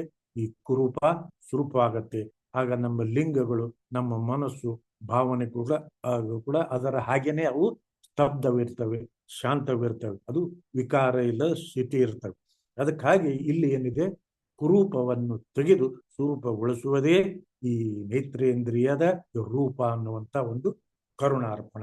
ಇನ್ನ ನಾಲ್ಕನೇದು ತ್ವಕೇಂದ್ರಿಯ. ಇದು ವಾಯು ತತ್ವದಿಂದ ಆದದ್ದು. ಇದರಲ್ಲಿ ಏನಿದೆ? ಸ್ಪರ್ಶ ಇದೆ. ಇಲ್ಲಿ ಮತ್ತೆ ಒಂದು 5 ರೀತಿಯ ಇಲ್ಲಿ ನಮಗೆ ಈ ಸ್ಪರ್ಶಗಳನ್ನ ಹೇಳ್ತಾರೆ. ಈ ಯಾವುದು? ಕಠಿಣ ಆಚಾರಲಿಂಗಕ್ಕೆ, ಮೃದು ಗುರುಲಿಂಗಕ್ಕೆ, ಉಷ್ಣ ಶಿವಲಿಂಗಕ್ಕೆ, ಶೀತ ಜಂಗಮಲಿಂಗಕ್ಕೆ, ನುಣುಪು ಪ್ರಸಾದ ಲಿಂಗಕ್ಕೆ, ಈ ಮತ್ತು ಮಿಕ್ಕಿದ ಎಲ್ಲ ಈ 5 ಮತ್ತೆ ಮಹಾಲಿಂಗಕ್ಕೆ ಸಲ್ಲಿಸುವುದು. ಮತ್ತೆ ಕೂಡ ಇವೆಲ್ಲ ಸ್ಪರ್ಶಗಳನ್ನ ಮಹಾಲಿಂಗಕ್ಕೆ ಅರ್ಪಿಸುವುದು. ಈ ಮೂಲಕ ಈ ಷಡ್ವಿಧ ಸ್ಪರ್ಶಗಳನ್ನ ಷಡ್ವಿಧ ಲಿಂಗಕ್ಕೆ ಅರ್ಪಿಸಿ ನಮ್ಮ ಕರುಣೇಂದ್ರಿಯ ಕರುಣಾರ್ಪಣ ಆಗ್ಬೇಕು. ಮತ್ತು ಅಷ್ಟೇ ಅಲ್ಲದ ಈ ಸ್ಪರ್ಶ ಸುಸ್ಪರ್ಶ ಆಗ್ಬೇಕು. ನೋಡಿ, ನಮ್ದು ಏನಿರುತ್ತೆ? ಕುಸ್ಪರ್ಶ. ಬಹಳಷ್ಟು ಮುಟ್ಟಿದಾಗ ನಮಗೆ ಕೆಟ್ಟ ಭಾವನೆ, ಕೆಟ್ಟ ಆಲೋಚನೆ, ಕೆಟ್ಟ ರೂಪ ನಮಗೆ ಬರುತ್ತೆ ನೋಡಿ. ಅದು ನಿಂತು ಬಿಟ್ಟು ಸುಸ್ಪರ್ಶ, ಪರಮಾತ್ಮನ ಪಾದವೇನೆ ಮುಟ್ತಾ ಇದ್ದೀನಿ ಅನ್ನುವಂಥದ್ದು. ಪ್ರತಿಯೊಂದು ವಸ್ತುವನ್ನು ಮುಟ್ಟಿದಾಗ ಆ ಒಂದು ಭಾವನೆ, ಯೋಚನೆ ನಮ್ಮಲ್ಲಿ ಬಂದಾಗ ಅದೇನಾಗತ್ತೆ? ಅದು ಸುಸ್ಪರ್ಶ ಆಗತ್ತೆ ನೋಡಿ. ಈ ಮೂಲಕ ಈ ತ್ವಕೇಂದ್ರಿಯದಲ್ಲಿರುವಂತಹ ಒಂದು ವಾಯು ತತ್ವದ ಶುದ್ಧಿ ಆಗತ್ತೆ. ಇದು ಈ ಕರುಣಾರ್ಪಣ ಷಡ್ವಿಧ ಸ್ಪರ್ಶಗಳು ಷಡ್ವಿಧ ಲಿಂಗಕ್ಕೆ ಅರ್ಪಣೆ ಆಗುತ್ತೆ. ಇನ್ನು 5ನೇದು ಶ್ರೋತ್ರೇಂದ್ರಿಯ. ಇದು ಕಿವಿ. ಈ ಶ್ರೋತ್ರೇಂದ್ರಿಯ ಏನಿದು? ಆಕಾಶ ತತ್ವ. ಇದರಲ್ಲಿ ಗುಣ ಯಾವುದಿದೆ? ಶಬ್ದ ಇದೆ. ಮತ್ತೆ ಇಲ್ಲಿ 5 ರೀತಿಯ ಶಬ್ದಗಳನ್ನು ನಮಗೆ ಗುರುತಿಸ್ತಾರೆ. ನಾವು ಕಿವಿಯಿಂದ ನೋಡ್ತಾ ಇರ್ತೀವಿ. ಕಿವಿಯಿಂದ ನೋಡಿದಾಗ ಏನು? ಬಹಳಷ್ಟು ಏನು ಶಬ್ದಗಳು ನಮಗೆ ಕೇಳ್ತವೆ. ಅವು ಎಲ್ಲವನ್ನು 6 ರೀತಿಯ ಒಂದು ಶಬ್ದಗಳನ್ನು ಮಾಡಿ 6 ರೀತಿಯ ಷಡ್ವಿಧ ಲಿಂಗಕ್ಕೆ ಅರ್ಪಿಸುವರು. ಇಲ್ಲಿ ತಾಳ, ಕಂಸಾಳಿಗಳು ಆ ರೀತಿ ಶಬ್ದ ಬರುತ್ತಲೆ, ಅದು ಆಚಾರ ಲಿಂಗ. ಮತ್ತೆ ತಂತಿ ಗುರುಲಿಂಗಕ್ಕೆ, ತಂತಿ, ವೀಣೆ, ಇವೆಲ್ಲ ತಂಬೂರು, ಎತ್ತಾರಗಳು ಇವು ಗುರುಲಿಂಗಕ್ಕೆ. ಚರ್ಮ ಇದು ಶಿವಲಿಂಗಕ್ಕೆ. ಚರ್ಮ ಮತ್ತು ಈ ತರ ಈಗ ಬೇರೆ ಚರ್ಮ ತರ ಬೇರೆ ಬರ್ತಾವೆ, ಬಾರಿಸ್ತಾರೆ ನೋಡಿ, ಹಲಿಗೆ, ತಮಟೆಗಳು, ಅವೆಲ್ಲವನ್ನು ಶಿವಲಿಂಗಕ್ಕೆ. ವಾಸುಗಿ, ನಾಗಸ್ವರ, ಶಂಖ ಇವು ಜಂಗಮಲಿಂಗಕ್ಕೆ. ಸಂಗೀತ ಹಾಡುಗಳು ಪ್ರಸಾದ ಲಿಂಗಕ್ಕೆ.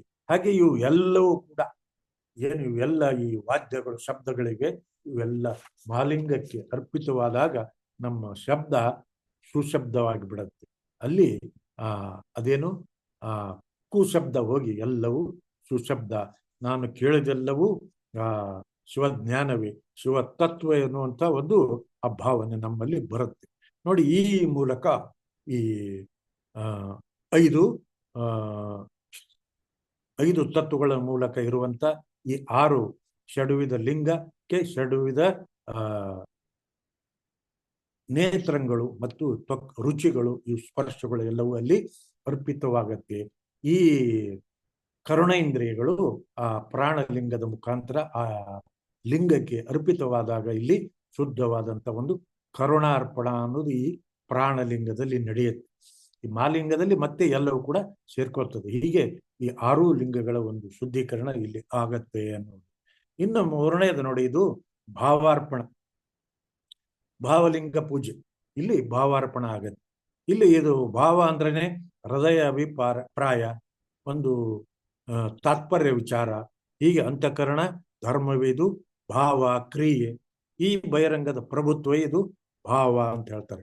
ಅಂತರಂಗದ ಭಾವ, ಈ ಕ್ರಿಯೆ ಬಹಿರಂಗದ ಪ್ರಭುತ್ವ, ಭಾವ ಅಂತರಂಗದ ಪ್ರಭುತ್ವ. ನೋಡಿ, ಈ ಅಂತರಂಗದ ವೃತ್ತಿಯನ್ನು ನಾವು ಚಲನವಲನ, ಅಭಿಪ್ರಾಯ ಮತ್ತೆ ಸ್ಥಿರಗೊಳಿಸುವಂತಹ ಈ ಅಂತರದಲ್ಲಿ ಸ್ಥಿರಗೊಳಿಸುವುದಕ್ಕಾಗಿಯೇ ಇದು ಭಾವಲಿಂಗ ಅನ್ನುವಂತೆ. ಇಲ್ಲಿ ಚಿತ್ತವೃತ್ತಿ ನಿಷ್ಪತ್ತಿಗೊಳ್ಳುವುದು ಇದು ಭಾವಲಿಂಗ. ಈ ಭಾವ ಚೇಷ್ಟೆ, ಭಾವ ಕಲ್ಪನೆ, ಭಾವ ಚಿಂತೆ, ಭಾವ ಕಂಪನೆ ಮುಂತಾದ ಅವುಗಳನ್ನೆಲ್ಲ ತೆಗೆದುಹಾಕಿ ಇದು ಭಾವಾಚಾರ, ಭಾವ ಸಮಾಧಿ, ಭಾವೈಕ್ಯ ಸ್ಥಿತಿಯನ್ನು ಒದಗಿಸುವುದೇ ಇದು ಭಾವಲಿಂಗ. ಭಾವೈಕ್ಯ ಅಂದ್ರೆ ಎಲ್ಲವೂ ಒಂದು ಅನ್ನುವಂಥ, ಸಕಲ ಜೀವ ಜಗತ್ತು ಒಂದೇ ಅನ್ನುವಂಥ ಉದಾತ್ತ ಭಾವನೆ ಬರುವಂಥದ್ದು ಇಲ್ಲಿ ಈ ಕಾರಣದೇಯದಲ್ಲಿ ಇರುವಂತ ಒಂದು ಭಾವಲಿಂಗದಲ್ಲಿ.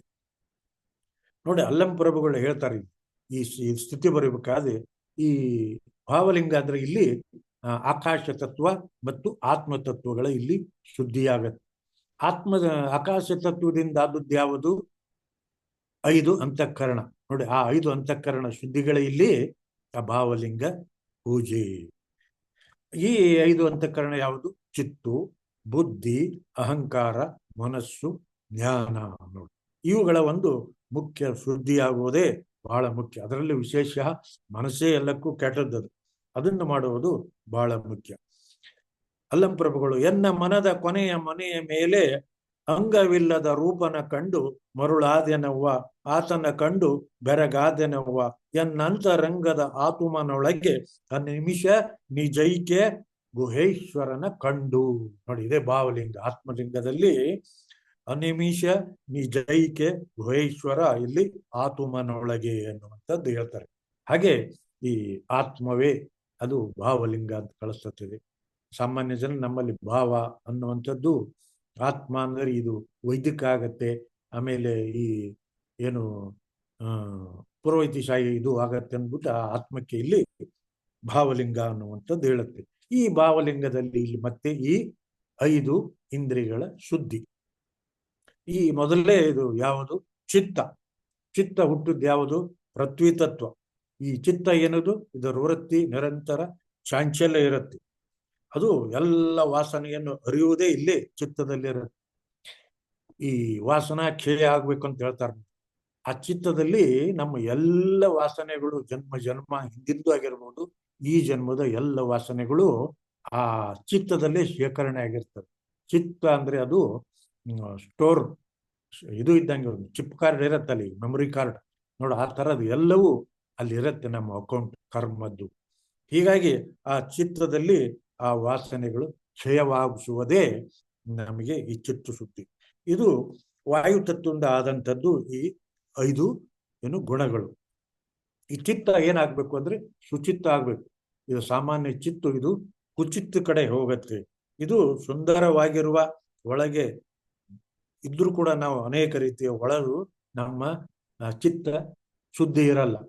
ಎನ್ನ ಚಿತ್ತು ಅತ್ತೆಯ ಹಣ್ಣು ನೋಡಯ್ಯ, ವಿಚಾರಿಸಿದ ಏನು ಉರುಳವಿಲ್ಲವಯ್ಯ ಅಂತ ಹೇಳ್ತಾರೆ. ಹಾಗೆ ಆ ನಮ್ಮ ಚಿತ್ತ ಅದು ಅಂತರ್ಯದಲ್ಲಿರ್ತದೆ, ಯಾರಿಗೂ ಗೊತ್ತಾಗಲ್ಲ.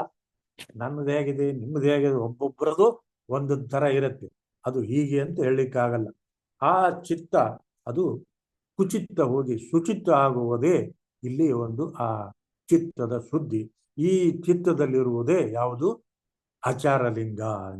ಇನ್ನು 2ನೇದು ಇದು ಬುದ್ಧಿ. ಈ ಬುದ್ಧಿ ಜಲತತ್ವದಿಂದ ಆದಂಥದ್ದು. ಇಲ್ಲಿ ಗುರುಲಿಂಗ ಇರುತ್ತೆ. ಈ ಬುದ್ಧಿ ಏನು ಅಂತಂದ್ರೆ ಇದು ನಿಶ್ಚಯಾತ್ಮಕ ಸ್ವರೂಪ ಹಾಗೂ ಅಂತಃಕರಣ ವೃತ್ತಿ. ಮನಸ್ಸಿನ ಚಾಂಚಲತೆ, ಅಸ್ಥಿರತೆ, ಸಂಕಲ್ಪವನ್ನು ಹೋಗಲಾಡಿಸಿ ಸ್ಥಿರತೆಯನ್ನು ಇದು ನೀಡುತ್ತಾ ಇರುತ್ತೆ. ಭೂಮಿಯಲ್ಲಿನ ನಾವು ಅದಿರುಗಳನ್ನು ತೆಗೆದು ಯಾವ ರೀತಿ ಶುದ್ಧ ಮಾಡಿ ಆ ಲೋಹ, ಚಿನ್ನ ಆಗಿರ್ಬೇಕು, ಪ್ಲಾಟಿನಂ, ಬೇರೆ ಬೇರೆ ಲೋಹಗಳನ್ನು ಬೆಲೆ ಬಾಳುವ ತೆಗಿತೀವಲ್ಲ, ಅದಕ್ಕೆ ಶುದ್ಧೀಕರಣ ಒಂದು ಇರುತ್ತೆ ನೋಡಿ. ಹಾಗೇನೆ ಇದು ಈ ಬುದ್ಧಿ ಅನ್ನೋದು ಎಲ್ಲವನ್ನು ಶುದ್ಧಿ ಮಾಡುತ್ತೆ. ಇದು ನಮಗೆ ಸಾಮಾನ್ಯವಾಗಿ ಇದು ಬುದ್ಧಿ ಕುಬುದ್ಧಿ ಇರುತ್ತೆ, ಅದು ಸುಬುದ್ಧಿ ಆಗಬೇಕು. ಅದು ಶುದ್ಧ ಸಂಸ್ಕಾರ ಮತ್ತು ನಮ್ಮ ಆಚರಣೆಯಿಂದ ಅದು ಸಾಧ್ಯ ಆಗತ್ತೆ. ಈ ರೀತಿಯಾದಾಗ ಇಲ್ಲಿ ನಮ್ಮ ಈ ಬುದ್ಧಿಗೆ, ನಮ್ಮ ಬುದ್ಧಿಯೊಳಗಿರುವಂತ ಯಾವ ಆಚಾರ ಲಿಂಗಕ್ಕೆ ಭಾವಾರ್ಪಣೆ ಆಗತ್ತೆ ಎನ್ನುವಂಥದ್ದು. ಇನ್ನು ಮೂರನೆಯದು ಇದು ಅಹಂಕಾರ. ಅಹಂಕಾರ ಬಂದಿರುವುದು ಅಗ್ನಿ ತತ್ವದಿಂದ. ಇಲ್ಲಿ ಅಹಂಕಾರ, ಇದರಲ್ಲಿರುವ ಗುಣ ಯಾವುದು? ರೂಪ. ನಾನು, ನನ್ನದು, ನನ್ನಿಂದಲೇ ಎನ್ನುವಂತ ಒಂದು ಅಹಂಕಾರ ಇದು ನಮ್ಮಲ್ಲಿ ಕಾಣ್ತಾನೆ ಇರುತ್ತೆ. ಪ್ರತಿಯೊಂದು ಕೆಲಸ ನಾನು ಮಾಡಿದೆ, ನನ್ನಿಲ್ಲದೆ ಇದ್ದರೆ ಅದು ಆಗ್ತಿರಲಿಲ್ಲ ಅನ್ನುವಂಥದ್ದು. ಇದು ಅಹಂಕಾರ. ಇದು ರಜೋಗುಣದ ಸಂಬಂಧಕ್ಕೆ ಇರುವಂಥದ್ದು. ಇದು ಬಹಳ ಕೆಟ್ಟದ್ದು. ಇದು ಕ್ರೋಧ ಮತ್ತು ದ್ವೇಷ ಉಳ್ಳಂಥದ್ದೇ ಇದು ಅಹಂಕಾರ. ಮನೆಯೊಳಗಿನ ಕೆಚ್ಚು ಮನೆಯ ಸುಟ್ಟಲ್ಲದೆ ನೆರಮನೆಯ ಸುಡದು ಅನ್ನುವಂಥದ್ದು. ಈ ಅಹಂಕಾರ ನಮ್ಮನ್ನು ಸುಡ್ತದೆ ಹೊರತು ಬೇರೆಯವರಿಗೆ ಆಗಲ್ಲ, ಏನೂ ಆಗಲ್ಲ. ಆದರೂ ಕೂಡ ಅದು ಆಗತ್ತೆ ಅನ್ನೋ ಕಲ್ಪನೆ ನಮಗಿರ್ತದೆ. ಆದರೂ ನಾವು ಎಲ್ಲೆಲ್ಲಿಯೂ ಕೂಡ ಬಹಳಷ್ಟು ನೆಲೆಗಳಲ್ಲಿ ಅಹಂಕರಿಸ್ತಾನೆ ಇರ್ತೀವಿ. ಅದನ್ನ ಬಿಡಬೇಕು. ಇಲ್ಲಿ ಶಿವಲಿಂಗಕ್ಕೆ ಈ ಅಹಂಕಾರವನ್ನು ಕಳೆದು ನಾವು ನಿರಹಂಕಾರ ಆಗ್ಬೇಕು. ನೋಡಿ, ಮನಸ್ಸಿನಲ್ಲಿ ಅಹಂಕಾರ, ತನುವಿನಲ್ಲಿ ನಿರ್ಮೋಹ, ಮನದಲ್ಲಿ ನಿರಹಂಕಾರ. ನೋಡಿ, ಆ ರೀತಿ ಬಂದಾಗ ಏನಾಗತ್ತೆ, ಈ ನಮ್ಮ ಈ ಅಹಂಕಾರ ನಿರಹಂಕಾರ ಆಗತ್ತೆ. ಇಲ್ಲಿರುವಂತ ಶಿವಲಿಂಗಕ್ಕೆ ಈ ಭಾವಾರ್ಪಣೆ ಅರ್ಪಿತವಾಗತ್ತೆ. ನೋಡಿ, ಚನ್ನಬಸವಣ್ಣ ಅವರಿಂದ ಹೇಳ್ತಾರೆ ಇದು ಅಹಂಕಾರದ ಬಗ್ಗೆ. ಅಹಂಕಾರ ಅಳಿದು ನಿರಹಂಕಾರ ನೆಲೆಗೊಂಡಲ್ಲದೆ ಆ ಹಸ್ತಕ್ಕೆ ಶಿವಲಿಂಗ ಸಾಧ್ಯವಾಗದು. ನೋಡಿ, ನಮ್ಮ ಹಸ್ತ ಇಷ್ಟಲಿಂಗ, ಪ್ರಾಣಲಿಂಗ, ಭಾವಲಿಂಗ, ಈ ಮೂರು ಕ್ರಿಯೆಗಳ ನಡೀತಾನೆ ಇರುತ್ತೇವೆ. ಆದ್ರೆ ಅಲ್ಲಿ ಏನು ಇರಬೇಕಂದ್ರೆ ಅಹಂಕಾರ ಹೋಗಿ ನಿರಹಂಕಾರ ನೆಲೆ ಬಂದ್ರೆ ಅದು ಸಾಧ್ಯ ಆಗತ್ತೆ. ನಮ್ಗೆ ಲಿಂಗಾನುಸಂಧಾನ ಇಲ್ಲದೆ ಇದ್ರು ಅಸಾಧ್ಯ ಅನ್ನುವಂಥದ್ದು ಹೇಳ್ತಾರೆ. ಇನ್ನು ನಾಲ್ಕನೇ ಇಂದ್ರಿಯನೇ ಇಲ್ಲಿ ಮನಸ್ಸು. ಇದು ವಾಯು ತತ್ವದಿಂದ. ಇಲ್ಲಿ ಗುಣ ಯಾವುದು ಅಂದ್ರೆ ಸ್ಪರ್ಶ ಇದೆ. ನೋಡಿ, ಇದೇ ಬಹಳ danger. Mind is 1000 headed cobra ಅಂತ ಹೇಳ್ತಾರೆ ಜಿಡ್ಡು ಕೃಷ್ಣಮೂರ್ತಿಗಳು. ಅದು ಒಂದು 1000 ತಲೆ ಹಾವು, ಕೊಬ್ರಾ, ಹೆಬ್ಬಾವು. ಅದು ಏನ್ ಮಾಡ್ತದೆ ಅಂತ ಹೇಳಲಿಕ್ಕಾಗಲ್ಲ. ಲೋಕದ ಚೇಷ್ಟೆಗೆ ರವಿಬೀಜವಾದಂತೆ ಕರ್ಣಂಗಳ ಚೇಷ್ಟೆಗೆ ಮನವೇ ಬೀಜ. ಮನವೆಂಬ ಮರ್ಕಟನು ತನುವೆಂಬ ಶಾಖೆಯೇ ಏರಿ, ಇಂದ್ರಿಯೆಂಬ ತನುವೆಂಬ ವೃಕ್ಷವನ್ನೇರಿ, ಇಂದ್ರಿಯಗಳೆಂಬ ಶಾಖೆಗೆ ಹಾರಿ ಫಲಭೋಗಗಳ ಅನುಭವಿಸುತ್ತಿರುವುದು. ಹಾಗೆ ಮನ ಬಹಳ ಕೆಟ್ಟದ್ದು, ಆದ್ರೆ ಒಳ್ಳೆಯದು ಅದೇನೆ. ಮನಯೇವ ಮನುಷ್ಯಾಣಂ ಕಾರಣಂ ಬಂಧ ಮೋಕ್ಷವು. ಮನುಷ್ಯನ ಬಂಧನಕ್ಕೂ ಬಿಡುಗಡೆಗೂ ಮನಸ್ಸೇ ಕಾರಣ. ದೇವರು ಇರುವುದೆಲ್ಲಿ? ಕೂಡಲ ಸಂಗಮ ದೇವನು ಮನದ ಮನೆಯ ಮೇಲಿರುವನು. ಮನಸ್ಸಿನಂತೆ ಮಾದೇವ. ದೇವರು ಇರುವುದು ಕೂಡ ಮನಸ್ಸಿನಲ್ಲಿ. ನೋಡಿ, ಇದು ಎಂತ ವಿಪರ್ಯಾಸ. ಕೆಟ್ಟ ಕೆಲಸ ಮಾಡೋದೇ ಮನುಷ್ಯ, ದೇವರು ಕೂಡ ಅಲ್ಲೇ ಇದ್ದಾನೆ. ಆ ರೀತಿ ಏನಾಗಬೇಕು ಅಂದ್ರೆ ಮನಸ್ಸು ಶಾಂತವಾಗಬೇಕು, ಸ್ತಬ್ಧವಾಗಬೇಕು, ಅದರ ಒಯ್ದಾಟ ನಿಲ್ಲಬೇಕು. ಮನಸ್ಸು ಏನು ಅಂದ್ರೆ ಸಂಕಲ್ಪ, ವಿಕಲ್ಪಾತ್ಮಕ ಮತ್ತು ಸಂಶಯಾತ್ಮಕ ಅಂತಃಕರಣ ವೃತ್ತಿ ಉಳ್ಳದ್ದೇ ಅದು ಮನಸ್ಸ ಅಂತ ಹೇಳ್ತಾರೆ. Mind is nothing but bundle of thoughts ಅಂತ ಹೇಳ್ತಾರೆ, ಯೋಚನೆಗಳ ಕಂತಿ. ಇದು ಅಂತಃಕರಣ ವೃತ್ತಿಯೇ ಜಂಗಮಲಿಂಗ. ಇವು 5 ಕೂಡ ಅಂತಃಕರಣಗಳೇ. ಚಿತ್ತು, ಬುದ್ಧಿ, ಅಹಂಕಾರ, ಮನಸ್ಸು, ಜ್ಞಾನ.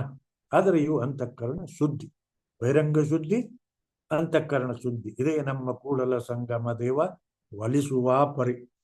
ನಮ್ಮ ಬಹಿರಂಗದಲ್ಲಿ ಬಹಿರಂಗ ಶುದ್ಧಿ, ಈ ಉಳಿದ 4 ತತ್ವಗಳು ಅಂದ್ರೆ 2 ದೇಹ, ಸ್ಥೂಲ ದೇಹ, ಸೂಕ್ಷ್ಮ ದೇಹ. ಇನ್ನ ಈ ಅಂತರಂಗ ಶುದ್ಧಿ ಈ ಕಾರಣ ಶರೀರ ಅಥವಾ ಈ ಭಾವಲಿಂಗಕ್ಕೆ ಸಂಬಂಧಪಟ್ಟದ್ದು. ನೋಡಿ, ಈ ರೀತಿ ಇದು ಅಂತಃಕರಣ ವೃತ್ತಿಯನ್ನು ಅದು ನಿರೋಧವಾದಾಗ ಇಲ್ಲಿ ನಮಗೆ ಆ ಜಂಗಮ ಲಿಂಗಕ್ಕೆ ಈ ಕರ್ಣ ಅರ್ಪಣವಾಗತ್ತೆ. ಇಲ್ಲಿ ಮನಸ್ಸು ಎನ್ನುವುದು ಅಂದ್ರೆ ಮುಖ್ಯವಾದ ಬೇಕು ಬೇಡಗಳಿಂದ ಕೊಳ್ಳುವುದೇ ಈ ಮನೋಧರ್ಮ. ಇದು ಹರಿದಾಡ್ತದೆ. ಇದು ಕಾಮ, ಸಂಕಲ್ಪ, ಶ್ರದ್ಧೆ, ಧೈರ್ಯ, ಲಜ್ಜ, ಬುದ್ಧಿ, ಭಯ, ಇವು ಎಲ್ಲವೂ ಮನಸ್ಸಿನ ಸ್ವಭಾವಗಳು. ಇದು ಕುಮನ ಅಳಿದು ಇದು ಸುಮನ ಆಗ್ಬೇಕು. ಆವಾಗ ಜಂಗಮ ಲಿಂಗಕ್ಕೆ ಈ ಕರುಣಾರ್ಪಣ ಸಾಧ್ಯ ಆಗತ್ತೆ ಅನ್ನುವಂಥದ್ದು. ಈ ಮನಸ್ಸು ಯಾವಾಗಲೂ ಕೆಳಮುಖವಾಗೇ ಹರಿಯುತ್ತೆ. ಅದು ನೀರಿದ್ದಾಗೆ, ನೀರಿಗೆ ಹಾಕಿದಾಗ ಏನ್ ಮಾಡುತ್ತೆ? ಕೆಳಗೆ ಹರಿಯುತ್ತೆ, ಅಪ್ಪು ಕಡೆ ಹೋಗಲ್ಲ, ಅದು ಡೌನ್ಗೆ ಹೋಗುತ್ತೆ. ಹಾಗೆ ಮನಸ್ಸು ಅದು ಕೆಳಮನಸ್ಸು ಕೆಳಕ್ಕೆ ಹೋಗತ್ತೆ. ಅಂದ್ರೆ ಅಳಿಮನ. ಆ ಅಳಿಮನದಿಂದ ಘನ ಆಗಬೇಕು. ನೋಡಿ, ಇದೆ ಘನದಿಂದ ಊನ್ಮನ. ಇಷ್ಟಲಿಂಗದಲ್ಲಿ ಅಳಿಮನ ಇರುತ್ತೆ ಮನಸ್ಸು. ಪ್ರಾಣಲಿಂಗದಲ್ಲಿ ಘನಮನವಾಗಬೇಕು. ಭಾವಲಿಂಗದಲ್ಲಿ ಊನ್ಮನ. ನೋಡ, ಅದು ತುರ್ಯ ಸ್ಥಿತಿ, ನಿರಂತರ ಧ್ಯಾನ, ಶಿವಯೋಗದ ಸ್ಥಿತಿಯೇ ಊನ್ಮನ. ಅಂದ್ರೆ ಅವಸ್ಥಾತ್ರಯ ರಹಿತ ಜಾಗ್ರ, ಸ್ವಪ್ನ, ಸುಸುಪ್ತಿಗಳನ್ನು ಮೀರಿದ್ದೇ ಈ ತೂರ್ಯ. ನೋಡಿ, ಆ ಸ್ಥಿತಿಯಲ್ಲಿ ಇರಬೇಕಾದದ್ದು ಇದು ಊನ್ಮನ. ಇದು ಭಾವಲಿಂಗ. ಈ ಭಾವಲಿಂಗದಲ್ಲಿ ಈ ರೀತಿಯ ಒಂದು ಮನಸ್ಸಿನ ಮೂಲಕ ಜಂಗಮ ಲಿಂಗದ ಶುದ್ಧಿಯಾಗುವಂತ ಅರ್ಪಣ, ಜಂಗಮ ಲಿಂಗಕ್ಕೆ ಅರ್ಪಣ ಆಗತ್ತೆ. ಅಲ್ಲಿ ವಾಯು ತತ್ವ ಶುದ್ಧಿಯಾಗತ್ತೆ. ಇನ್ನ 5ನೇದು ಇದು ಜ್ಞಾನ. ಇದು ಆಕಾಶ ತತ್ವ. ಇದರಲ್ಲಿ ಪ್ರಸಾದ ಲಿಂಗ. ಇದು ಗುಣ, ಶಬ್ದ. ಇಲ್ಲಿ ಸುಶಬ್ದ, ಕುಶಬ್ದ ಅನ್ನುವಂಥದ್ದು ಬರುತ್ತೆ. ಸೊ ಇಲ್ಲಿ ಈ ಸುಜ್ಞಾನ ಆಗ್ಬೇಕು. ನಮ್ಮಲ್ಲಿರುವಂತಹ ಜ್ಞಾನ ಸುಜ್ಞಾನ. ಅದರಲ್ಲಿ ಈ ಅಜ್ಞಾನದ ಒಂದು ಆವರಣೆಯಿಂದ ನಮಗೆ ಅದು ಪರಿಪೂರ್ಣ ಜ್ಞಾನ ಆಗಿರಲಿಲ್ಲ. ಜ್ಞಾನ ಒಂದು ಪರಶಿವನ ಸ್ವರೂಪವೇ ಆಗಿರುವಂಥದ್ದು, ಅದು ಲಕ್ಷಣ. ಪರಮಾತ್ಮ ಸರ್ವಜ್ಞ, ಸರ್ವತ್ರ ಸರ್ವವ್ಯಾಪಿ, ಸರ್ವಜ್ಞ. ಸರ್ವಜ್ಞ ಅನ್ನೋದೇ ಅಲ್ಲಿ ಆ ಜ್ಞಾನ ಅನ್ನುವಂಥದ್ದು ಹೇಳ್ತಾರೆ. ಹಾಗೆ ಯಾಕೆಂದ್ರೆ ಅದು ಚಿತ್ತದಲ್ಲಿ ಮೂಲ ಬಂದಿದ್ದೆ. ಆ ಜ್ಞಾನ ಎಲ್ಲಿರುತ್ತೆ? ಚಿತ್ತನಲ್ಲಿ. ಸತ್, ಚಿತ್, ಆನಂದ. ಸತ್ ಯಾವಾಗಲೂ ಇರುವಂಥದ್ದು. ಚಿತ್ ಪರಶಿವ ಜ್ಞಾನ. ಆನಂದ ಅಂದ್ರೆ ಸ್ಥಿತಿ, ಅದು ಇರುವಂಥದ್ದು ಆನಂದ ಸ್ಥಿತಿ. ಹೀಗೆ ಸ್ವರೂಪದ ಲಕ್ಷಣಗಳನ್ನು ಈ ಜ್ಞಾನ ಇದು ಅಖಂಡ. ಇದು ಯಾವತ್ತು ಖಂಡ ಅಲ್ಲದು. ಇದು ಅಪರಿಚ್ಛಿನ್ನ. ಇದು ಜ್ಞಾನ ಪರಿಚ್ಛಿನ್ನ ಅಲ್ಲ. ಪರಿಚ್ಛಿನ್ನ ಅಂದ್ರೆ ತುಂಡ, ಭಾಗ. ಸೊ ಇದು ಏನಾಗಿರುತ್ತೆ? ಯಾಕೆ ಅಂದ್ರೆ ನಮ್ಮ ಬುದ್ಧಿ ಮನಸ್ಸಿನ ಕೊರತೆಯಿಂದಾಗಿ ನಾವು ಅಲ್ಪಜ್ಞಾನಿಗಳು ಅಂತ ಹೇಳ್ಕೊಳ್ತಿದ್ದೀವಿ. ಆದರೆ ನಮ್ಮಲ್ಲಿ ಆ ಜ್ಞಾನ ಇದ್ದೇ ಇರುತ್ತೆ. ಈ ಜ್ಞಾನದ ಇವುಗಳ ಒಂದು ಕೊರತೆಯಿಂದ ನಮಗೆ ಅದು ಅಲ್ಪ ಜ್ಞಾನ ಅನ್ನುವಂಥದ್ದು ಹೇಳುತ್ತೆ. ಅದಕ್ಕೆ ಕಾರಣ ಈ ಅಜ್ಞಾನ. ಜ್ಞಾನದ ಬಲದಿಂದ ಅಜ್ಞಾನದ ಕೇಡು ನೋಡಯ್ಯ, ಜ್ಯೋತಿಯ ಬಲದಿಂದ ತಮಂದದ ಕೇಡು ನೋಡಯ್ಯ. ಹಾಗೆ ಈ ಜ್ಞಾನ ಬಂತು ಅಂದ್ರೆ ಅಜ್ಞಾನ ಹೊರಟೋಗ್ಬಿಡತ್ತೆ, ಹೇಳಿ ಹೆಸರು ಇಲ್ಲದ ಹಾಗೆ. ಹಾಗೆ ಇದು ಜ್ಞಾನ ಅನ್ನೋದು ನಮ್ಮ ಆಂತರ್ಯದಲ್ಲೇ ಇರುತ್ತೆ. ಅದು ಅಲ್ಲೇ ಉತ್ಪತ್ತಿ ಆಗೋದು. ಅದು ಅಂತಃಸ್ಫುರಣೆ. DVG ಅವರು ಹೇಳ್ತಾರೆ, ಒಂದು ಕಗ್ಗ, ಪುಸ್ತಕದಿ ದೊರೆತರಿವು ಮಸ್ತಕದಿ ತಳೆದ ಮಣಿ, ಚಿತ್ತದೊಳು ಬೆಳೆದ ಅರಿವು ತರುತಳೆದ ಪುಷ್ಪ, ವಸ್ತು ಸಾಕ್ಷಾತ್ಕಾರ ಅಂತರೀಕ್ಷಣೆಯಿಂದ ಶಾಸ್ತ್ರಿತನದಿಂದಲ್ಲ ಮಂಕುತಿಮ್ಮ. ನೋಡಿ, ಬುಕ್ಕು, ನಾವು ಬರೀ ಮಸ್ತಕ, ಇವು ಎಲ್ಲವುಗಳು ಕೂಡ ಆ ಜ್ಞಾನವು ಕಡಿಮೆನೇ ಇರುತ್ತೆ. ಅದು ಎಲ್ಲಿ ಉತ್ಪತ್ತಿ ಆಗುತ್ತೆ ಅಂದ್ರೆ ಅಂತರೀಕ್ಷಣೆ, ಅಂತರಂಗದ ಸ್ಫುರಣೆಯಿಂದ ಬರುವಂಥದ್ದೇ ಅದು ಪರಿಪೂರ್ಣ ಜ್ಞಾನ ಅನ್ನುವಂಥದ್ದು ಹೇಳ್ತಾರೆ. ನೋಡಿ, ಹಾಗೆ ಆ ಅಂತರೀಕ್ಷಣೆ ಅನ್ನೋದು ಬಹಳ ಮುಖ್ಯವಾಗಿದ್ದು. ಇಲ್ಲಿ ಈ ಚಿತ್ತದಲ್ಲಿಯೂ ಅಂತರೀಕ್ಷಣೆ ಆದಾಗ ಜ್ಞಾನ ಉದಯ ಆಗುತ್ತೆ. ಆಮೇಲೆ ಮಸ್ತಕದಲ್ಲೂ ಕೂಡ ಆ ಅನುಭವ ಉಂಟಾಗತ್ತೆ. ಅಲ್ಲಿ ಏನು ಅರಿವು ಆಚಾರಗಳ ಸಾಧನೆ ಆದಾಗ ನಮಗೆ ಬರುತ್ತೆ ಅಂತಃಸ್ಫುರಣೆ ಅಥವಾ ಅಂತರೀಕ್ಷಣೆ ಅನ್ನೋದು. ಇಲ್ಲಿ ನೋಡಿ, ತಳೆದ ಪುಷ್ಪ. ಒಂದು ಲತೆ ಇದೆ, ಒಂದು ಹೂ ಬಿಟ್ಟಿರ್ತದೆ. ಹೂವು ಅಂದ್ರೆ ಏನದು? ಬಹಳ ಪವಿತ್ರವಾದದ್ದು, ಶ್ರೇಷ್ಠವಾದದ್ದು. ದೇವ್ರ ತಲೆ ಮೇಲೆ ಇರುತ್ತೆ, ಮನುಷ್ಯನ ತಲೆ ಮೇಲೆ ಇರುತ್ತೆ. ಹಾಗೆ ಎಲ್ಲ ಕೊರಳಲ್ಲಿ ಇರುತ್ತೆ. ಹಾಗೆ ಅದು ಯಾವಾಗಲೂ ಇರುವುದು ಉನ್ನತವಾದಂತ ಹಂತ. ಯಾಕೆ ಆ ಪುಷ್ಪಕ್ಕೆ ಬಂತು ಅಂದ್ರೆ ಆ ಉನ್ನತ ಶ್ರೇಷ್ಠತ್ವ ಅಂದ್ರೆ ಅದರಲ್ಲಿರುವಂತ ಅದ್ಭುತವಾದಂತ ಅರಳುವಿಕೆ. ನೋಡಿ, ಅದು ಮುಖ್ಯ. ಆ ಹೂ ಏನಿದೆ, ಮೊಗ್ಗಿತ್ತು ಮೊದಲು, ಆ ಮೊಗ್ಗವನ್ನು ಅರಳಿತು. ನೋಡಿ, ಆ ಅರಳುವಿಕೆ ಒಂದನೇದು. ಎರಡನೇದು, ಅದು ಅರಳುತ್ತದಲ್ಲ, ಅದು ಹೇಗೆ ಅರಳುತ್ತೆ? ಬಹಳ ಸ್ವಾಭಾವಿಕವಾಗಿ, ನೈಸರ್ಗಿಕವಾಗಿ, ಕಷ್ಟವಿಲ್ಲದೆ ನೋಡಿ ಈ ಪ್ರಕ್ರಿಯೆ ಏನಿದೆಯಲ್ಲ ಇದು ಬಹಳ ಶ್ರೇಷ್ಠವಾದಂಥದ್ದು, ಆ ಹೂವಿನ ಆಂತರ್ಯದಲ್ಲಿರುವಂಥದ್ದು. ಆ ರೀತಿಯ ಅದು ಈ ಒಂದು ರೀತಿಯ ಇದು ಅಂತರೀಕ್ಷಣೆ ಅಥವಾ ಅಂತಃಸ್ಫುರಣ ಇದ್ದಾಗೆ. ಸೊ ಅದು ಈ ಮನುಷ್ಯನಿಗೆ ಬರಲ್ಲ. ಮನುಷ್ಯನಿಗೆ ಅರಳುವಿಕೆ ಗೊತ್ತಿಲ್ಲ, ಕೆರಳುವಿಕೆ, ನರಳುವಿಕೆ ಮತ್ತು ಎಲ್ಲವೂ ಕೃತ್ರಿಮ, ಸ್ವಾಭಾವಿಕ, ಏನು ಪ್ರಾಕೃತಿಕ ನ್ಯಾಚುರಲಿ ಅನ್ನೋದಿಲ್ಲ. ಎಲ್ಲವೂ ಒತ್ತಡ, ಟೆನ್ಷನ್ ಅನ್ನೋದು, ಕಷ್ಟಪಡೋದು. ನೋಡಿ ಇವೆಲ್ಲವೂ ವಿಕೃತವಾದದ್ದು. ಕಷ್ಟಪಡೋದಿರಲ್ಲ ಜೀವನದಲ್ಲಿ, ಇಷ್ಟಪಟ್ಟು ಮಾಡಬೇಕು. ಡೇ ಆ್ಯಂಡ್ ನೈಟ್ ಮಾಡಿ ಅದೆಲ್ಲವೂ ಇಷ್ಟವೇ ಆಗಿರ್ಬೇಕು. ನೋಡಿ ಅದು ಇದೆ ಶರಣ ತತ್ವ. ಕಷ್ಟ ಅನ್ನೋದು ಅದು ಅಸಂಬದ್ಧ, ಅವಿವೇಕಿತವಾದದ್ದು. ಟೆನ್ಷನ್, ಒತ್ತಡ ಇಲ್ಲವೇ ಇಲ್ಲ. ಶರಣರಾಗಿದ್ದರು ಆನಂದ ಸಾಗರ, ಶಾಂತ.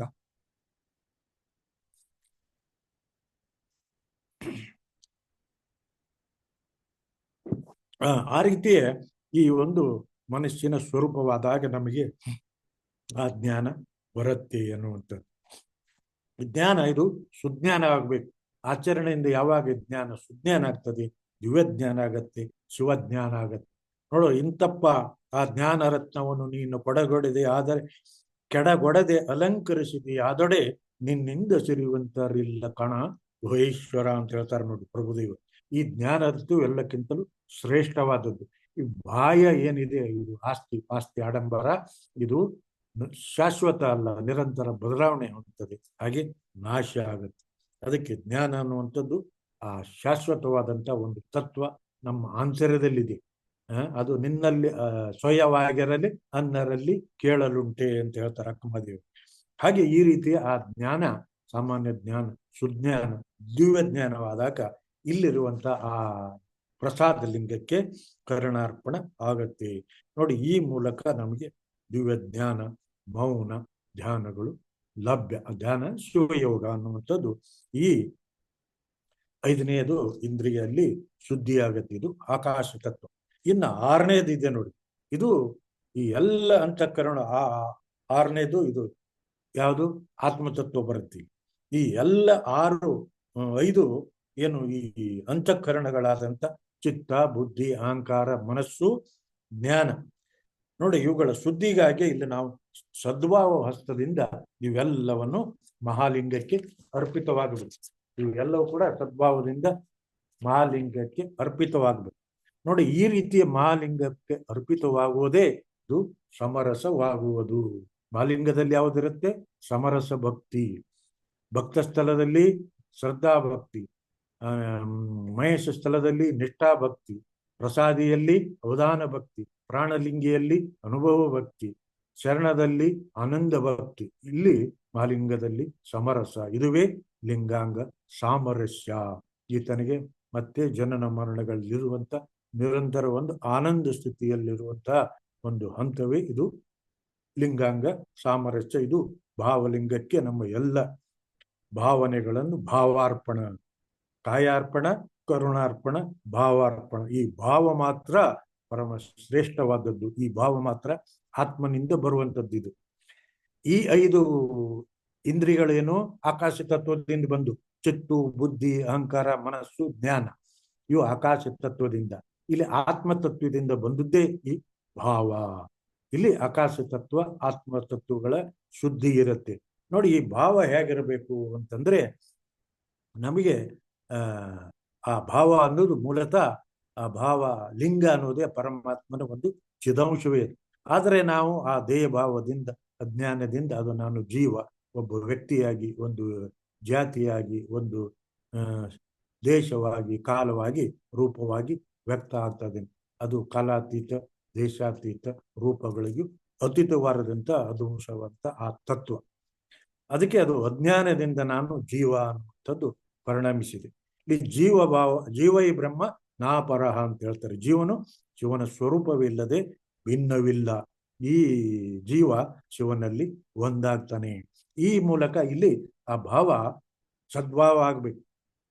ನಮ್ಮ ಭಾವ ಸಾಮಾನ್ಯವಾಗಿ ಭಾವವಾಗಿರತ್ತೆ, ಇನ್ನು ಕೆಳಗೆ ಹೋಗುತ್ತೆ. ಯಾವ ಸ್ಥಿತಿ? ಭಾವ ಕೆಳಗೆ ಹೋಗುವ ಸ್ಥಿತಿ ಅಂದ್ರೆ ಅಭಾವ.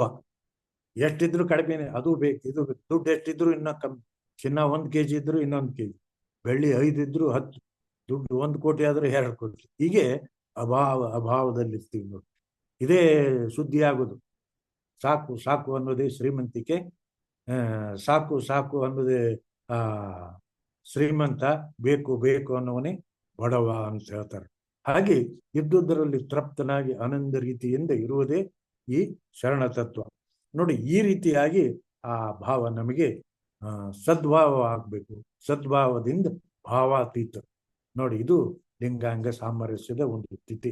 ಭಾವನೆಯು ಭಾವಾತೀತ, ತ್ರಿಗುಣಾತೀತ ಅನ್ನುವಂಥ ಹಂತ ನಮಗೆ ಅದು ಸಾಧ್ಯ ಆಗುತ್ತೆ. ಈ ರೀತಿ ನಮ್ಮ ಅಂತಃಕರಣ ಶುದ್ಧಿ ಮಾಡಿಕೊಳ್ಳುವುದೇ ಇದು ಭಾವಲಿಂಗ ಪೂಜೆ ಅಥವಾ ಆತ್ಮಲಿಂಗ, ಕಾರಣಲಿಂಗ ಅನ್ನುವಂಥದ್ದು ಈ ಚಿಂತನೆ ಹೇಳ್ತಾರೆ. ಹೀಗೆ ಈ ಭಾವಾರ್ಪಣ ಮೂಲಕ ನಾವು ಭಾವಲಿಂಗ ಪೂಜೆಯನ್ನು ಮಾಡಬೇಕು. ಈ ಮೂಲಕ ಎಲ್ಲ ಆ 6 ತತ್ವಗಳಲ್ಲಿ ಶುದ್ಧಿಯಾದಾಗ ಅದು ಲಿಂಗಾಂಗರಸ ಸಾಧ್ಯ ಅನ್ನುವಂಥ ಅದ್ಭುತ ಚಿಂತನೆಗಳನ್ನ ನಮಗೆ ಬಸವಾದಿ ಶರಣರು ಕೊಟ್ಟಿದ್ದಾರೆ. ಸೊ ಇದುವರೆಗೆ ಈ ನನ್ನ 4 ವಾಕ್ಪುಷ್ಪಗಳನ್ನು ಬಸವಾದಿ ಶರಣರ ಪಾದ ಪದ್ಮಂಗರಿಗೆ ಅರ್ಪಿಸುತ್ತಾ ಅವಕಾಶ ಕೊಟ್ಟಂತ ನಮ್ಮ ವಿಜಯ್ ಕುಮಾರ್ ಕಮ್ಮಾರ್ ಸಾರ್ ಅವರಿಗೂ ಹಾಗೂ ಈ ಕಾರ್ಯಕ್ರಮದಲ್ಲಿ ಭಾಗವಹಿಸಿದಂತ ಎಲ್ಲ ಶರಣ ಬಂಧುಗಳಿಗೆ ನನ್ನ ಅನಂತ ಅನಂತ ಶರಣಾರ್ಥಿಗಳು.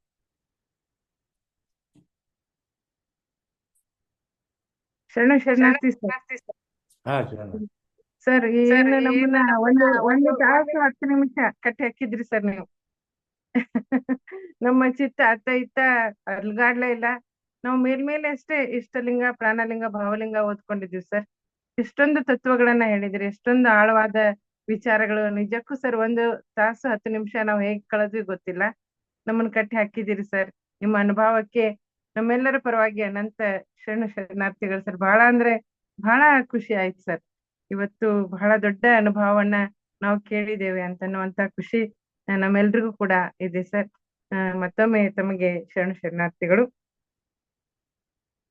ಇಷ್ಟಲಿಂಗ ಪ್ರಾಣಲಿಂಗವೆಂದು ಬೇರೊಂದು ಕಟ್ಟಳೆಯ ಮಾಡಬಹುದೇ ಅಯ್ಯ, ಬೀಜ ಒಡೆದು ಮೊಳೆ ತಲೆದೋರುವಂತೆ ಬೀಜಕ್ಕೂ ಅಂಕುರಕ್ಕೂ ಭಿನ್ನ ಉಂಟೆ ಅಯ್ಯ, ಇಷ್ಟದ ಕುರುಹಿನಲ್ಲಿ ಚಿತ್ತನೆಂದು ಮಿಕ್ಕ ಗುಣಗಳನ್ನ ಅರಿಯಬೇಕು ಅಂತನ್ನುವಂತಹ ಅರಿವಿನ ಮಾರಿತಂದೆಯವರ ಈ ವಚನ ಇಷ್ಟಲಿಂಗದಿಂದ ಪ್ರಾಣಲಿಂಗ, ಪ್ರಾಣಲಿಂಗದಿಂದಲೇ ಭಾವಲಿಂಗ, ಅದೇ ನಮ್ಮನ್ನ ಶಿವಯೋಗಕ್ಕೆ ಕರ್ಕೊಂಡು ಹೋಗುವಂತ ಒಂದು ಪರಮ ತತ್ವ ಅಂತ ಅನ್ನುವಂತಹ ಎಷ್ಟು ಒಳ್ಳೆ ವಿಚಾರಗಳನ್ನ ನಾವಿವತ್ತು ಗುರುಗಳ ಒಂದು ನುಡಿಗಳಲ್ಲಿ ಕೇಳಿದ್ದೇವೆ. ನಿರರ್ಗಳವಾಗಿ 1 ತಾಸು 10-15 ನಿಮಿಷ ಅವ್ರು ನಮ್ಮನ್ನೆಲ್ಲ ಕಟ್ಟಿ ಹಾಕಿದ್ರು, ನಮಗೆ ದೊಡ್ಡ ಅನುಭವವನ್ನ ಉಣಬಡಿಸಿದ್ರು ಅಂತನ್ನುವಂತ ಒಂದು ಹೃದಯ ತುಂಬಿದ ಮಾತುಗಳನ್ನ ನಾನು ಹೇಳ್ತಾ ಮುಂದಿನ ಕಾರ್ಯಕ್ರಮಕ್ಕೆ ನಾವು ಹೋಗೋಣ. ಪ್ರಶ್ನೋತ್ತರ ಮತ್ತು ಸಂವಾದ ಕಾರ್ಯಕ್ರಮ ಡಾಕ್ಟರ್ ವಿಜಯ್ ಕುಮಾರ್ ಕಮ್ಮಾರ್ ಸರ್ ಅವರು ಅದನ್ನ ನೆರವೇರಿಸಿಕೊಡ್ಬೇಕು ಅಂತ ಅವರಲ್ಲಿ ವಿನಂತಿಸ್ಕೊಳ್ತಾ ಇದ್ದೇನೆ. Sir, Vijay Kumar sir. Yes I am coming. ಎಲ್ಲರಿಗೂ ಶರಣಾರ್ಥಿಗಳು.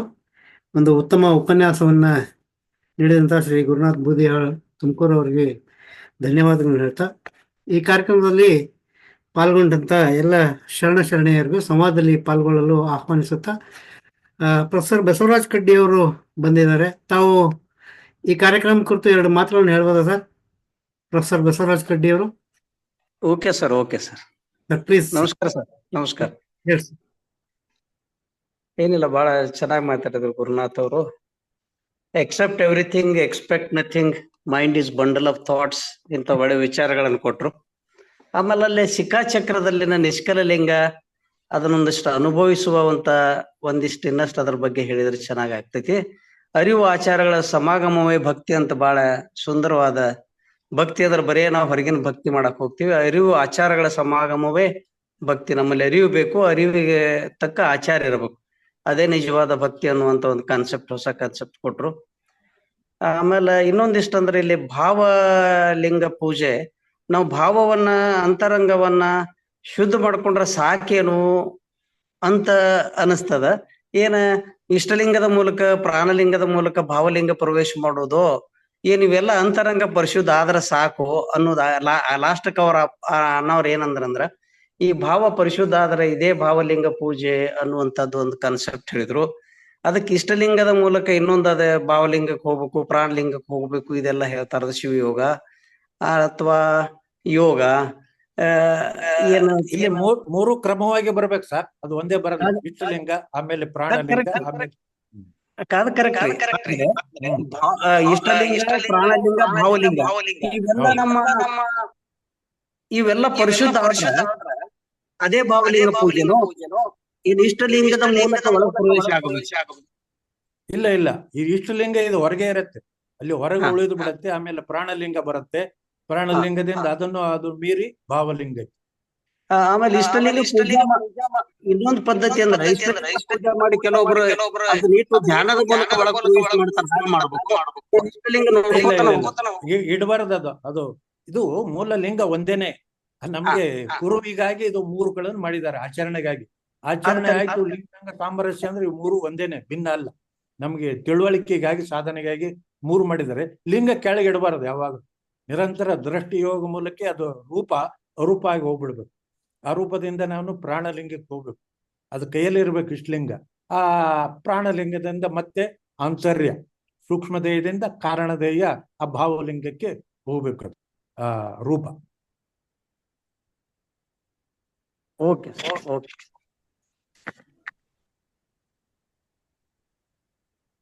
ಇಷ್ಟಲಿಂಗ ಯಾವುದೇ ಕಾರಣಕ್ಕೂ ಕೆಳಗಿಟ್ಟು ಧ್ಯಾನ ಮಾಡ್ಬಾರ್ದು, ಅದರ ಮೂಲಕವೇ ಆಗ್ಬೇಕು ಧ್ಯಾನ. ಇಷ್ಟಲಿಂಗ ಅದು ಇಷ್ಟಲಿಂಗ ಅದು ಆಕಾರ ಹೋಗಿ ನಿರಾಕಾರ ರೂಪ ನಿರೂಪ ಆಗಿಬಿಡುತ್ತೆ ಲಿಂಗ.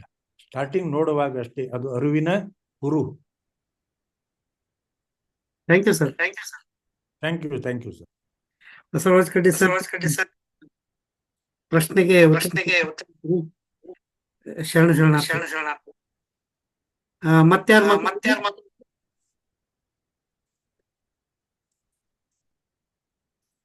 ಓಕೆ.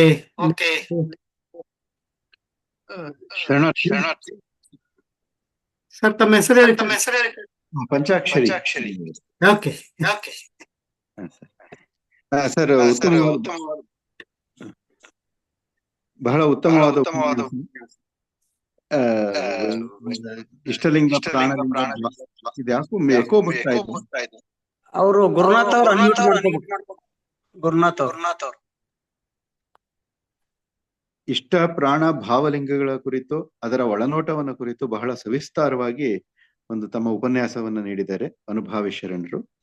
ಈಗ ನನಗೆ ಪ್ರಶ್ನೆ ಇರ್ತಕ್ಕಂಥದ್ದು, ಇಷ್ಟಲಿಂಗ ಈಗ ಇದೇ ಪ್ರಶ್ನೆಯನ್ನ ಈಗ ಕೇಳಿದ್ರು, ಅದು ಬಾಹ್ಯ ವಸ್ತುವಾಗಿ ಹಾಗೆ ಪೂಜೆಗೊಳ್ಳಬೇಕೋ ಅಥವಾ ಅದು ಕೂಡ ಅಂತರಂಗದ ವಸ್ತು ಆಗುತ್ತೋ?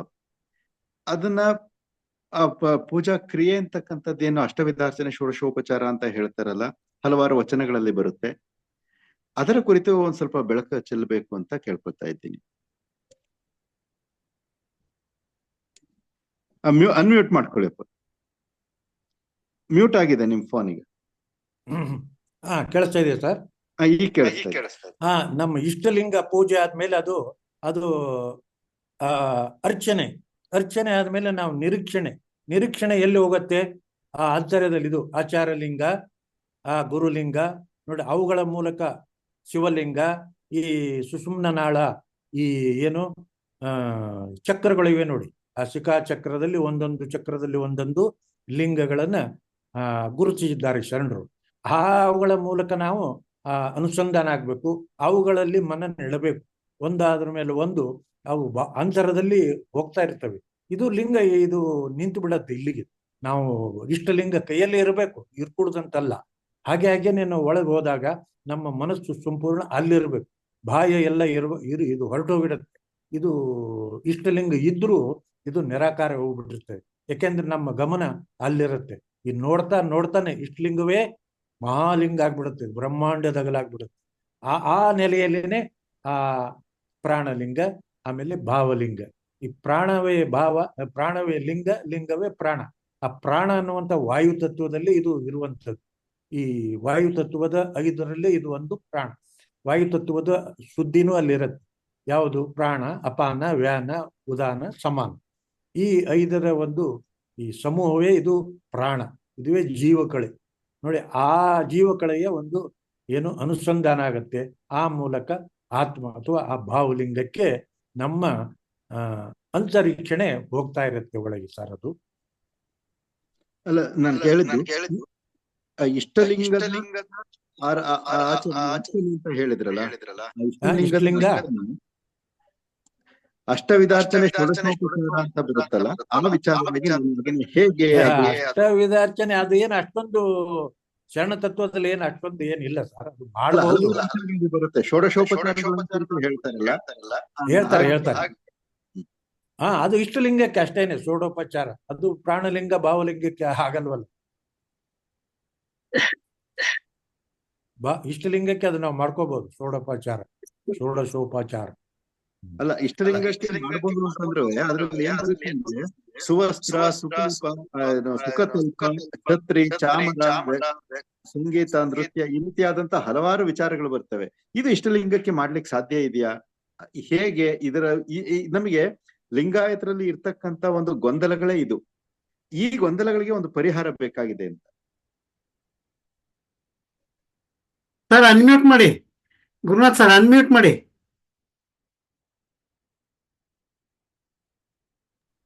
ಕೇಳ್ತಾ ಇದೆ ಸರ್. ಹಾ. ಇವೆಲ್ಲ ಛತ್ರಿ ಚಾಮರಗಳು ಇಲ್ಲೆಲ್ಲ ಬರಲ್ಲ ಸರ್, ಆಡಂಬರದ್ದು.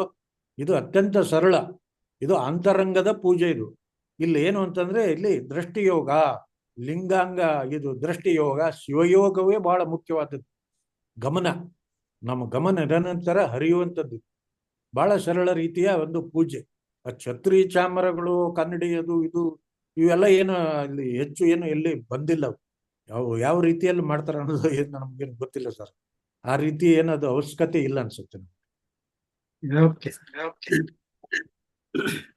ಅವೆಲ್ಲ ಬಿಗಿನಿಂಗ್ ಅಪರ ಅನ್ಮಿಟ್ ಮಾಡ್ರಿ, ಅದನ್ನ ಬಂದ್ ಮಾಡ್ರಿ. ಅವೆಲ್ಲ ಬಿಗಿನಿಂಗ್ ಬೇಕಾವ್ 16 ಷೋಡಶೋಪಚಾರ, ಅಷ್ಟವಿಧಾರ್ಚನೆ. ಮುಂದಕ್ಕೆ ಹೋದಾಗೆ ಈಗ ಯಾಕಂದ್ರೆ ಬಸವಣ್ಣನವ್ರ ಒಂದು ವಚನ ಹೇಳ್ತಾರೆ ನೋಡ್ರಿ, 16 ಇದ್ದರೆ 8 ಮಾಡುವ ಸಂಗಯ್ಯ ದೇವರು. ಅದು ಷೋಡಶೋಪಚಾರ ಅಂತೀವಲ್ಲ, ಅದು ಮುಂದೆ ಹೋಗಿ ತಿಳಿದಂಗ 8 ಆಗ್ತಾವ. 8 ಇದ್ದರೆ 4 ಮಾಡುವ ಸಂಗಯ್ಯ ದೇವರು 4 ಹಾಕಾವ, ಅಂತಃಕರಣಗಳ ಪೂಜೆಗೆ ಬರ್ತೀವಿ. 4 ಇದ್ದರೆ 2 ಮಾಡುವ ಸಂಗಯ್ಯ ದೇವರು, 2 ಇದ್ದರೆ 1 ಮಾಡುವ ಸಂಗಯ್ಯ ದೇವರು, ಆ 1 ಇಲ್ಲವ ಮಾಡುವ ಸಂಗಯ್ಯ ದೇವರು. ಇದೇ ಹೇಳ್ಕೋತ ಬರ್ತಾರ. ಅಂದ್ರೆ ಮೊದಲು ಬಿಗಿನಿಂಗ್ ಸ್ಟೇಜ್ ಅವೆಲ್ಲ ಇದಕ್ಕೂ ಅವೆಲ್ಲ ಬೇಕಾಗಿಲ್ಲ. ಅಂತರಂಗ ಪೂಜೆ ಬರ್ತೈತಿ, ಒಳಗ್ ಹೋಗ್ತಿವಿ. ಆ 2 ಎಲ್ಲ 1 ಆಗ್ಬಿಡ್ತೈತಿ, 1 ಇಲ್ಲ ಮುಂದೆ. ಆ 1 ಇಲ್ಲವ ಮಾಡುವ ಸಂಗಯ್ಯ ದೇವರು, ಆ 1 ಇಲ್ಲ, ಏನೂ ಇಲ್ಲ. ಈಗ ಆ ಸ್ಥಿತಿಗೆ ಹೋಗ್ಬೇಕು ಅಷ್ಟೇ. ಅದೇ. Thank you sir. Sir unmute ಮಾಡಿ, ಗುರುನಾಥ್ ಅವರೇ ಅನ್ಮ್ಯೂಟ್ ಮಾಡಿ. ಅದು ನಿಮ್ದು ಇಕೋ ಆಗ್ತಾ ಇದೆ, ಅದಕ್ಕೂ ಕೇಳಿಸ್ತಾ ಇದೆ ಸರ್. ಹೇಳಿ. ಅದು ನೀವು 1 ಇಲ್ಲದ ಸ್ಥಿತಿ, ಅದು ರೂಪದಿಂದ ಬಯಲು ರೂಪ ಮಾಡಾತ ಬಲ್ಲಾತ ಶರಣ, ರೂಪ ಬಯಲು ಮಾಡಾತ ಲಿಂಗಾನುಭವಿ. ಅದೇ 1 ಇಲ್ಲದ ಆಗೋದು, ಅದೇ ಲಿಂಗಾನುಭವಿ. ನಾವೇ ಮಾಡುವಂಥದ್ದು, ಸಾಧಕರೇ ಮಾಡುವಂಥದ್ದು. Thank you.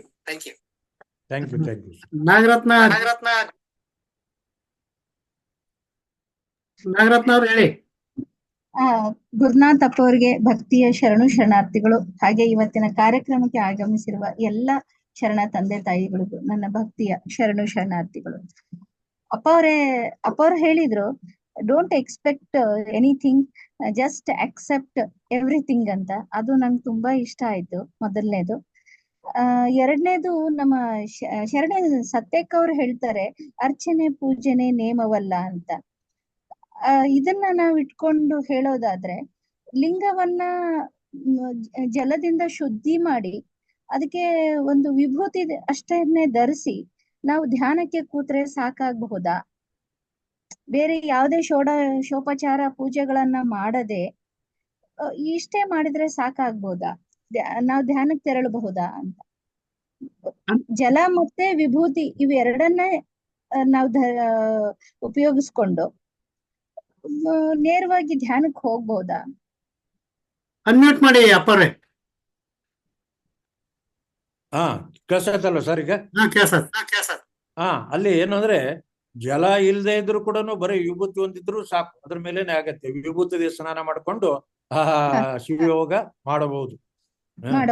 ನೀವೇ ಹೇಳಿದ್ರಲ್ಲ, ಮಂತ್ರ ತಂತ್ರ ನೇಮವಲ್ಲ, ಪೂಜನೆ ಅರ್ಚನೆ ನೇಮವಲ್ಲ, ಧೂಪ ದೀಪ ನೇಮವಲ್ಲ, ಪರದನ ಪರಸ್ತ್ರೀ ಪರ ದೈವಂಗಳಿಗೆ ಎರಗದಿರುವುದೇ ನಿತ್ಯ ನೇಮ, ಇವು ಜಂಬು ಶಕ್ತೇಶ್ವರನಲ್ಲಿ ನಿತ್ಯ ಕಾಣಿರಣ್ಣ.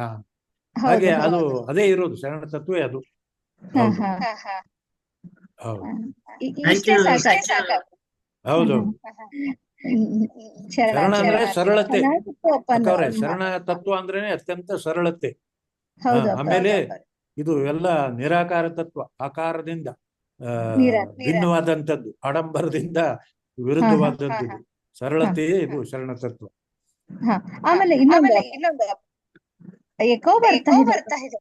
ಅದೇ ಗುರುನಾಥ ನೀವು ಮಾತಾಡಿ. ನೀವು ಮಾತಾಡಿ. ಈಗ ಧ್ಯಾನ ಮಾಡ್ತಾ ಕೂತಾಗ ವಚನಗಳನ್ನ ಹೇಳ್ತಾ ಹೋಗ್ಬೇಕಾ ಅಥವಾ ಬರೀ ಮೌನವಾಗಿ ನಾವು ಒಂದು ಬಿಂದುವಿನಲ್ಲಿ ನಮ್ಮದು ಒಂದು ಮನಸ್ಸನ್ನ ಕೇಂದ್ರೀಕರಿಸಿದ್ರೆ ಸಾಕ? ಶಿವಯೋಗ ಮಾಡುವಾಗ ಅಪ್ಪಾರೆ. ಅಲ್ಲಿ ನಮ ಶಿವಾಯ ಓಂ ಅನ್ನೋ ಮಂತ್ರ ಇರತ್ತಲ್ಲ, ಅದು ಮಾಡ್ತಾನೆ. ಅದಷ್ಟೇ, ಅದು ನಮ ಶಿವಾಯ ಹೇಳ್ತಾ ಹೋದ್ರೆ ಸಾಕ ಅಥವಾ ವಚನಗಳನ್ನ ಕೆಲವರು ವಚನ ಮೊದಲ ಪೂಜೆ ಮಾಡುವಾಗ ನೀವು ಜಲ ಅಭಿಷೇಕ ಇದು ವಿಭೂತಿ ಅರ್ಪಣೆ ಮಾಡುವಾಗ, ಪತ್ರಿ ಹೂ ಇಡುವಾಗ ಆ ವಚನಗಳು ಮೊದಲು ಸ್ಟಾರ್ಟಿಂಗ್ ವಚನಗಳು ಆಗ್ತಾ ನೀವು ಯಾವಾಗ ಈ ದೃಷ್ಟಿ ಯೋಗ ಬರುತ್ತೆ, ಶಿವಯೋಗ, ಆವಾಗ ಬರೀ ಮಂತ್ರ ನಮ ಶಿವಾಯ್ ಓಂ ಅನ್ನುವಂಥದ್ದು. ಈ 6 ಲಿಂಗಗಳಿಗೆ ನಮ ಶಿವಾಯ್ ಓಂ. ಓಂ ಅನ್ನೋದು ಮಾಲಿಂಗ ಹೋಗುತ್ತೆ, ನ ಆಚಾರ ಲಿಂಗ, ಅದು ಆಂತರಕ್ಕೆ ಹೋಗ್ಬಿಡುತ್ತೆ, ಅದು ಆಂತರದಲ್ಲಿ ನಡೆಯುವಂಥದ್ದು. ಆ ರೀತಿ ಆಗ್ಬೇಕು.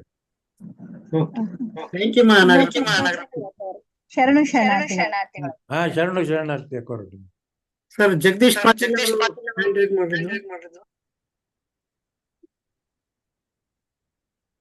ಓಕೆ ರತ್ನವ ಶರಣು ಶರಣಾರ್ಥಿಗಳು. ಸರ್ವರಿಗೂ ಶರಣು ಶರಣಾರ್ಥಿಗಳು.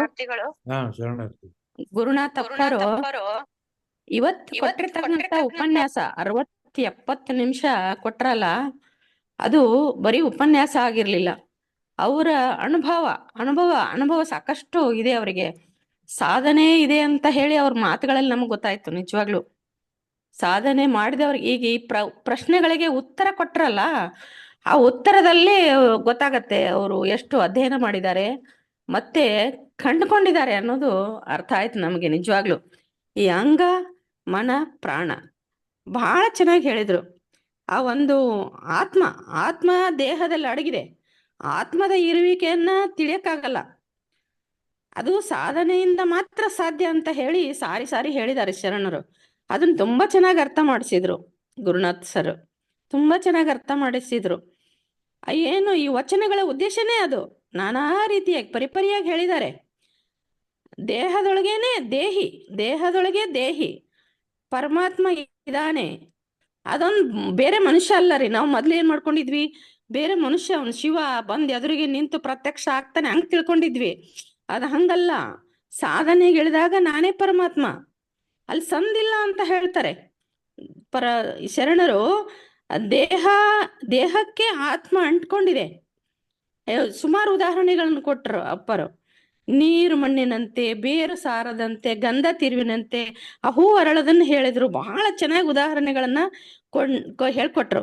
ಸಂದಿಲ್ಲದೆ ಸೇರ್ಕೊಂಡಿದಾವೆ ಅವೆಲ್ಲ, ಗ್ಯಾಪೇ ಇಲ್ಲ. ಅಂಗ ಮತ್ತು ಲಿಂಗಕ್ಕೆ ಗ್ಯಾಪೇ ಇಲ್ಲ. ಆಮೇಲೆ ಸಾಧನೆ ಬಗ್ಗೆ, ಷೋಡಶೋಪಚಾರಗಳ ಬಗ್ಗೆ ಕೇಳಿದ್ರು ಅಣ್ಣರು. ಅದಕ್ಕೂ ಬಹಳ ಚೆನ್ನಾಗಿ ಉತ್ತರ ಕೊಟ್ರು. ಷೋಡಶೋಪಚಾರದ ಅವಶ್ಯಕತೆನೇ ಇಲ್ಲ. ಅದು ಪ್ರಾರಂಭದಲ್ಲಿ ಬೇಕು ವಸ್ತುಗಳು, ಹೂವು, ಪತ್ರೆ, ಪುಷ್ಪ, ನೀರು, ವಿಭೂತಿ, ರುದ್ರಾಕ್ಷಿ, ಮಂತ್ರ ಎಲ್ಲವೂ ಬೇಕು. ಇವಾಗ ಅಕ್ಕರ್ ಕೇಳಿದ್ರು, ಮಂತ್ರದ ಬಗ್ಗೆ ಕೇಳಿದ್ರು. ಮಂತ್ರ ನಾವು ಹೇಳ್ತಾ ಆ ಮಂತ್ರನೇ ಮಾಯ ಆಗ್ಬಿಡತ್ತೆ. ಅಲ್ಲಿ ಮೌನವಾಗ್ಬಿಡುತ್ತೆ ಸಾಧನೆಯಲ್ಲಿ. ಅದನ್ನ ಯಾವಾಗ ಮಾಡ್ಬೇಕು, ಹೆಂಗ್ ಮಾಡ್ಬೇಕು, ಎಷ್ಟ್ ಮಾಡ್ಬೇಕು, ಅದನ್ನ ಪಡ್ಕೋಬೇಕಾದ್ರೆ ಏನೇನ್ ತಯಾರಿ ಬೇಕು. ತಯಾರಿ ಅಂದ್ರೇನ್ರಿ, ಬಿಡ್ತಾ ಹೋಗ್ಬೇಕು. ನಾವೇನ್ ಇವನ್ನೆಲ್ಲ ತುಂಬ್ಕೊಂಡಿದೀವಲ್ಲ, ಅಪ್ಪ ಪರಮಾತ್ಮನ ಹಿಡ್ಕೊಳಕ್ಕೆ ಏನೇನ್ ಮಾಡ್ಬೇಕು ಅಂತೇನ್ ಹಿಡ್ಕೊಂಡಿದೀವಲ್ಲ, ಅವನ್ನೆಲ್ಲ ಬಿಡ್ಬೇಕು. ಅದನ್ನ ಬಹಳ ಚೆನ್ನಾಗಿ ಹೇಳಿದ್ರು ಅಪ್ಪರು. ಎಲ್ಲಾನು ಕೊನೆಗೆ ಬರೀ ವಿಭೂತಿ ಒಂದೇ ಸಾಕಂತ ಹೇಳಿದ್ರು. ಅದು ಬಹಳ ಇಷ್ಟ ಆಯ್ತು ನನಗೆ. ಬಹಳ ಸುಂದರವಾಗಿ ಆ ಶರಣರು, ಬಸವಾದಿ ಶರಣರು, ಬಸವಾದಿ ಪ್ರಮುಖರು ದಾಖಲೆ ಮಾಡಿದ್ದನ್ನ ತಮ್ಮ ಅನುಭವದ ಮೂಲಕ ಬಿಂದುವಿನಿಂದ ನಾವು ಸಿಂಧುವಿನ ಕಡೆ ಯಾವ ತರ ಹೋಗ್ಬೇಕು.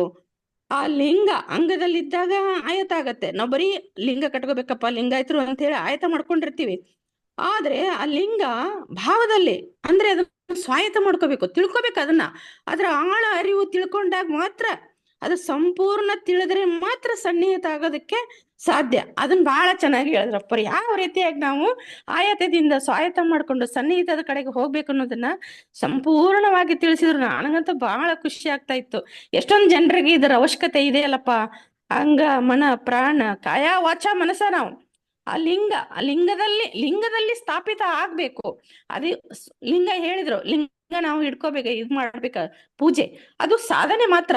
ಲಿಂಗ ಒಂದು ಸಾಧನೆ ಮಾತ್ರ. ಅದು ಒಂದು ವಸ್ತು. ಅದು ನಮ್ ಒಳಗ್ ಹೋಗೋದಂದ್ರೇನು ನಿರೀಕ್ಷಣೆಯಿಂದ. ನನಗೊಂದು ನೆನಪಾಗತ್ತೆ ಏನಂತಂದ್ರೆ, ನಾವು ಚಿಕ್ಕ ಮಕ್ಕಳಿದ್ದಾಗ ಒಂದು ಐಸ್ ಕ್ರೀಮನ್ನ ತೆರೆದು ಅದಕ್ಕೆ ಬಣ್ಣ ಹಾಕಿ ಕೊಡ್ತಿದ್ರು ನೋಡ್ರಿ. ಆ ಬಣ್ಣ ಹೆಂಗ್ ಹೀರ್ಕೊಂತಿತ್ತಲ್ಲ ಐಸ್ ಕ್ರೀಮು, ಆ ತರ ನಮ್ಮ ದೇಹ ಇಷ್ಟಲಿಂಗದೊಳಗಿನ ಶಕ್ತಿಯನ್ನ ಹೀರ್ಕೊಳ್ಳುತ್ತೆ. ಇದು ನನ್ನ ಅನುಭವ. ಹೀರ್ಕೊಂಡು ಅದೇನ್ ಚಕ್ರಗಳ ಬಗ್ಗೆ ಹೇಳಿದ್ರು, ಆ ಚಕ್ರಗಳು ಆಸ್ವಾದಿಸ್ತಾವನ್ನೆಲ್ಲ ಆಸ್ವಾದಿಸಿ ಸ್ವಾದವನ್ನ ಕೊಡ್ತವೆ. ಯಾವ ಸ್ವಾದವನ್ನ ಮಹಾಲಿಂಗವಾಗುವ ಸ್ವಾದವನ್ನ ಕೊಡ್ತವೆ. ನಾವು ಮಾಡ್ಬೇಕು ಅಂತ ಕುತ್ಕೊಂಡಾಗ ಅದು ಮಾಡ್ತಾ ನಾವಾಗಿರಲ್ಲ. ಆಗದೆ ಇರೋ ಸ್ಥಿತಿ ನಾನು ಎಲ್ಲಿ ಕೂತಿದ್ದೀನಪ್ಪ ಅಂತ ಅನಿಸ್ಬೇಕು ನಮಗೆ.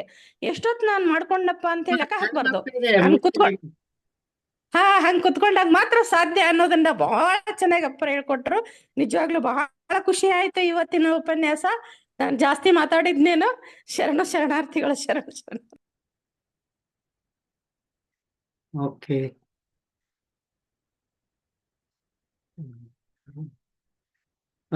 ಮುಂದಿನ ಕಾರ್ಯಕ್ರಮಕ್ಕೆ ಹೋಗೋಣ ಅನ್ಸುತ್ತೆ. ಚಲೋಡಿ ಮಠ ಅವ್ರೆ. ಸರ್ ಎಲ್ಲರದು ಆಯ್ತು ಸರ್. ಆಯ್ತು. ನೆಕ್ಸ್ಟ್ ಇದುವರೆಗೂ ಕೂಡ ಆರೋಗ್ಯಪೂರ್ಣವಾದ ಉತ್ತಮ ಪ್ರಶ್ನೋತ್ತರ ಸಂವಾದ ಕಾರ್ಯಕ್ರಮ ಇಲ್ಲಿ ನಡೀತು. ಅದನ್ನ ಅಷ್ಟೇ ಸಮಚಿತ್ತದಿಂದ ಡಾಕ್ಟರ್ ವಿಜಯಕುಮಾರ್ ಸರ್ ಅವರು ನಡೆಸ್ಕೊಟ್ಟಿದ್ದಾರೆ. ಅವರಿಗೆ ಧನ್ಯವಾದಗಳನ್ನ ಸಮರ್ಪಣೆ ಮಾಡ್ತಾ, ಸರ್ ಅವರು ಮುಂದೆ ಶರಣ ಸಮರ್ಪಣೆಯನ್ನ ತಾವೇ ಮಾಡ್ಬೇಕು ಅಂತ ಕೇಳ್ಕೊಳ್ತಾ ಇದ್ದೀನಿ. ಶರಣ ಸಮರ್ಪಣೆ ಸರ್. ಶರಣಾರ್ಥಿಗಳು. ಕಾರ್ಯಕ್ರಮದ ಕೊನೆಯ ಘಟ್ಟ.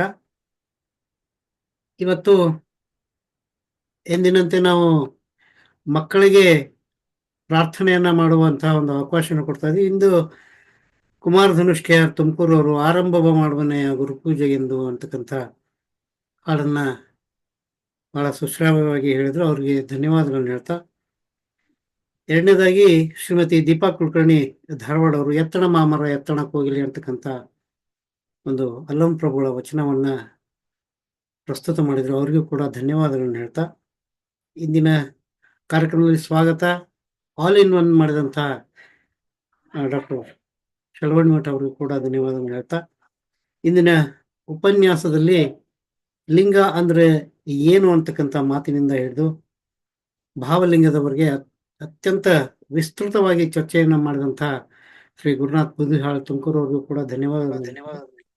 ಶರಣಾರ್ಥಿಗಳು. ನಿತ್ಯ ನಿರಂಜನ ಪರಂಜ್ಯೋತಿ ಅಂತಕ್ಕಂಥದ್ದು ಲಿಂಗದ ವ್ಯಾಖ್ಯಾನವನ್ನ, ಇಷ್ಟಲಿಂಗದ ವ್ಯಾಖ್ಯಾನವನ್ನ, ಪ್ರಾಣಲಿಂಗದ ವ್ಯಾಖ್ಯಾನವನ್ನ, ಭಾವಲಿಂಗದ ವ್ಯಾಖ್ಯಾನವನ್ನ ಅದ್ಭುತವಾಗಿ ವಿಸ್ತೃತವಾಗಿ ಆಧ್ಯಾತ್ಮಿಕವಾಗಿ ನಮ್ಮೊಂದಿಗೆ ಹಂಚಿಕೊಂಡಿದ್ದಾರೆ. ಇದರಲ್ಲಿ ನನಗನ್ಸಿತು ಏನು ಅಂದ್ರೆ, ಮೂಲದ ಜ್ಞಾನೇಂದ್ರಿಯಗಳಾದ ಅಂದ್ರೆ ಪಂಚೇಂದ್ರಿಯಗಳ ಒಂದು ಕಂಟ್ರೋಲ್ ಏನ್ ಮಾಡ್ತೀವಲ್ಲ, ಅದು ಬಹಳ ಅದ್ಭುತವಾದಂತಹ ಒಂದು ಈ ಚಿಂತನೆ ಅಂತ ನನಗನ್ಸುತ್ತೆ. ಪ್ರೊಫೆಸರ್ ಬಸವರಾಜ್ ಕಡ್ಡಿ ಅವರು ಬಹಳ ಅದ್ಭುತವಾದಂತಹ ಒಂದು ಪ್ರಶ್ನೆಯನ್ನ ಕೇಳಿದ್ರು. ಅದಕ್ಕೆ ತಕ್ಕ ಉತ್ತರವನ್ನು ಕೂಡ ಡಾಕ್ಟರ್ ಶ್ರೀ ಗುರುನಾಥ್ ಬೂದಿಹಾಳ್ ಗುರುಗಳು ನಮಗೆ ನೀಡಿದ್ರು.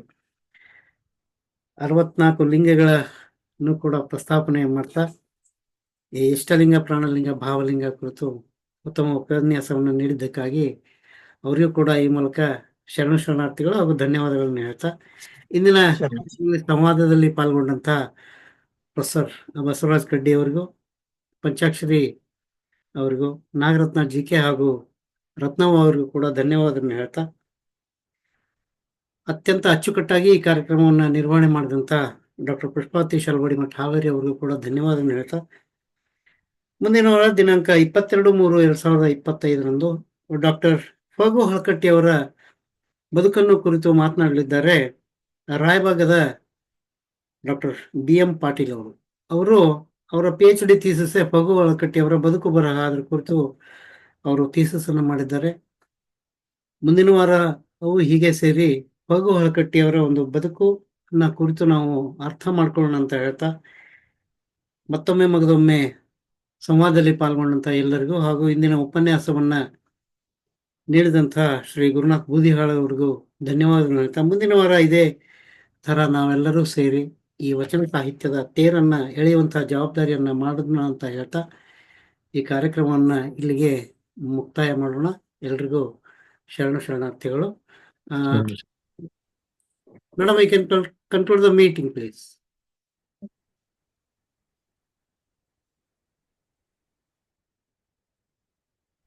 ಇದುವರೆಗೂ ಅತ್ಯಂತ ಸಮರ್ಥವಾಗಿ ಉತ್ತಮ ಉಪನ್ಯಾಸವನ್ನ ನಾವು ಕೇಳಿದ್ದೇವೆ. ಎಲ್ಲ ಶರಣ ಬಂಧುಗಳು ಕೂಡ ಸೇರಿ ಈ ಒಂದು ಕಾರ್ಯಕ್ರಮದ ಯಶಸ್ವಿಗೆ ಕಾರಣಕರ್ತರಾಗಿದ್ದಾರೆ. ಅವರಿವರೆನ್ನದೇ ಎಲ್ಲರಿಗೂ ಕೂಡ ಶರಣು ಸಮರ್ಪಣೆಯನ್ನ ಮಾಡಿದಂತ ಡಾಕ್ಟರ್ ವಿಜಯಕುಮಾರ್ ಸರ್ ಅವರಿಗೂ ಕೂಡ ಧನ್ಯವಾದಗಳನ್ನ ಸಮರ್ಪಣೆ ಮಾಡ್ತಾ, ಕೊನೆಯದಾಗಿ ಬಸವನ ಬೆಳಕೆ ಎಲ್ಲಾಡಿ ಬಂದೆ, ಭಾರತವನ್ನೆಲ್ಲ ಸುತ್ತಾಡಿ ಬಂದೆ, ನಿಟ್ಟುಸಿರ ಎದೆಯನ್ನು ಬೆಳಗಿಸಿ ಬಂದೆ, ನಿರಾಸೆ ಎದೆಯನ್ನು ತೊಳಸಿ ಬಂದೆ ಅನ್ನುವಂತ ಸಿದ್ದಯ್ಯ ಪುರಾಣಿಕರ ಮಾತುಗಳನ್ನ ನಾವು ಇಲ್ಲಿ ನೆನೆಸ್ಕೊಳ್ತಾ, ಇವತ್ತು ಶತಶತಮಾನದ ಹೆಣ್ಣಿನ ಅಖಂಡ ಮೌನಕ್ಕೆ ಧ್ವನಿ ಕೊಟ್ಟಂತ ಬಸವಾದಿ ಶರಣರು ಅವರ ಅರಿವಿನ ಬೆಳಕಿನಲ್ಲಿ ಮಿಂದೆದ್ದಂತ ಎಲ್ಲ ಸ್ತ್ರೀ ಸಂಕುಲಕ್ಕೆ ವಿಶ್ವ ಮಹಿಳಾ ದಿನಾಚರಣೆ ಶುಭಾಶಯಗಳನ್ನು ಕೂಡ ಹೇಳ್ತಾ ಇವತ್ತಿನ ಕಾರ್ಯಕ್ರಮವನ್ನ ನಾವು ಮುಗಿಸ್ತಾ ಇದ್ದೇವೆ. ಮುಂದಿನ ವಾರ ಇದೇ ರೀತಿಯಾಗಿ ಎಲ್ಲರೂ ಕೂಡ ಉಪಸ್ಥಿತರಿದ್ದು ಈ ಒಂದು ವಚನ ಸಾಹಿತ್ಯ ಮಂದಾರ ವೇದಿಕೆಯನ್ನು ಶ್ರೀಮಂತಗೊಳಿಸೋಣ ಮತ್ತು ವಚನ ಸಾಹಿತ್ಯದ ತೇರನ್ನ ಎಳೆಯೋದ್ರಲ್ಲಿ ನಾವೆಲ್ಲರೂ ಭಾಗಿಯಾಗೋಣ ಅಂತನ್ನುವಂತ ಮಾತನ್ನ ಹೇಳ್ತಾ, ಮತ್ತೊಮ್ಮೆ ಎಲ್ಲ ಶರಣ ಬಂಧುಗಳಿಗೆ ಅವರ ಅಂತರಾತ್ಮಕ್ಕೆ ಶರಣಾರ್ಥಿಗಳು.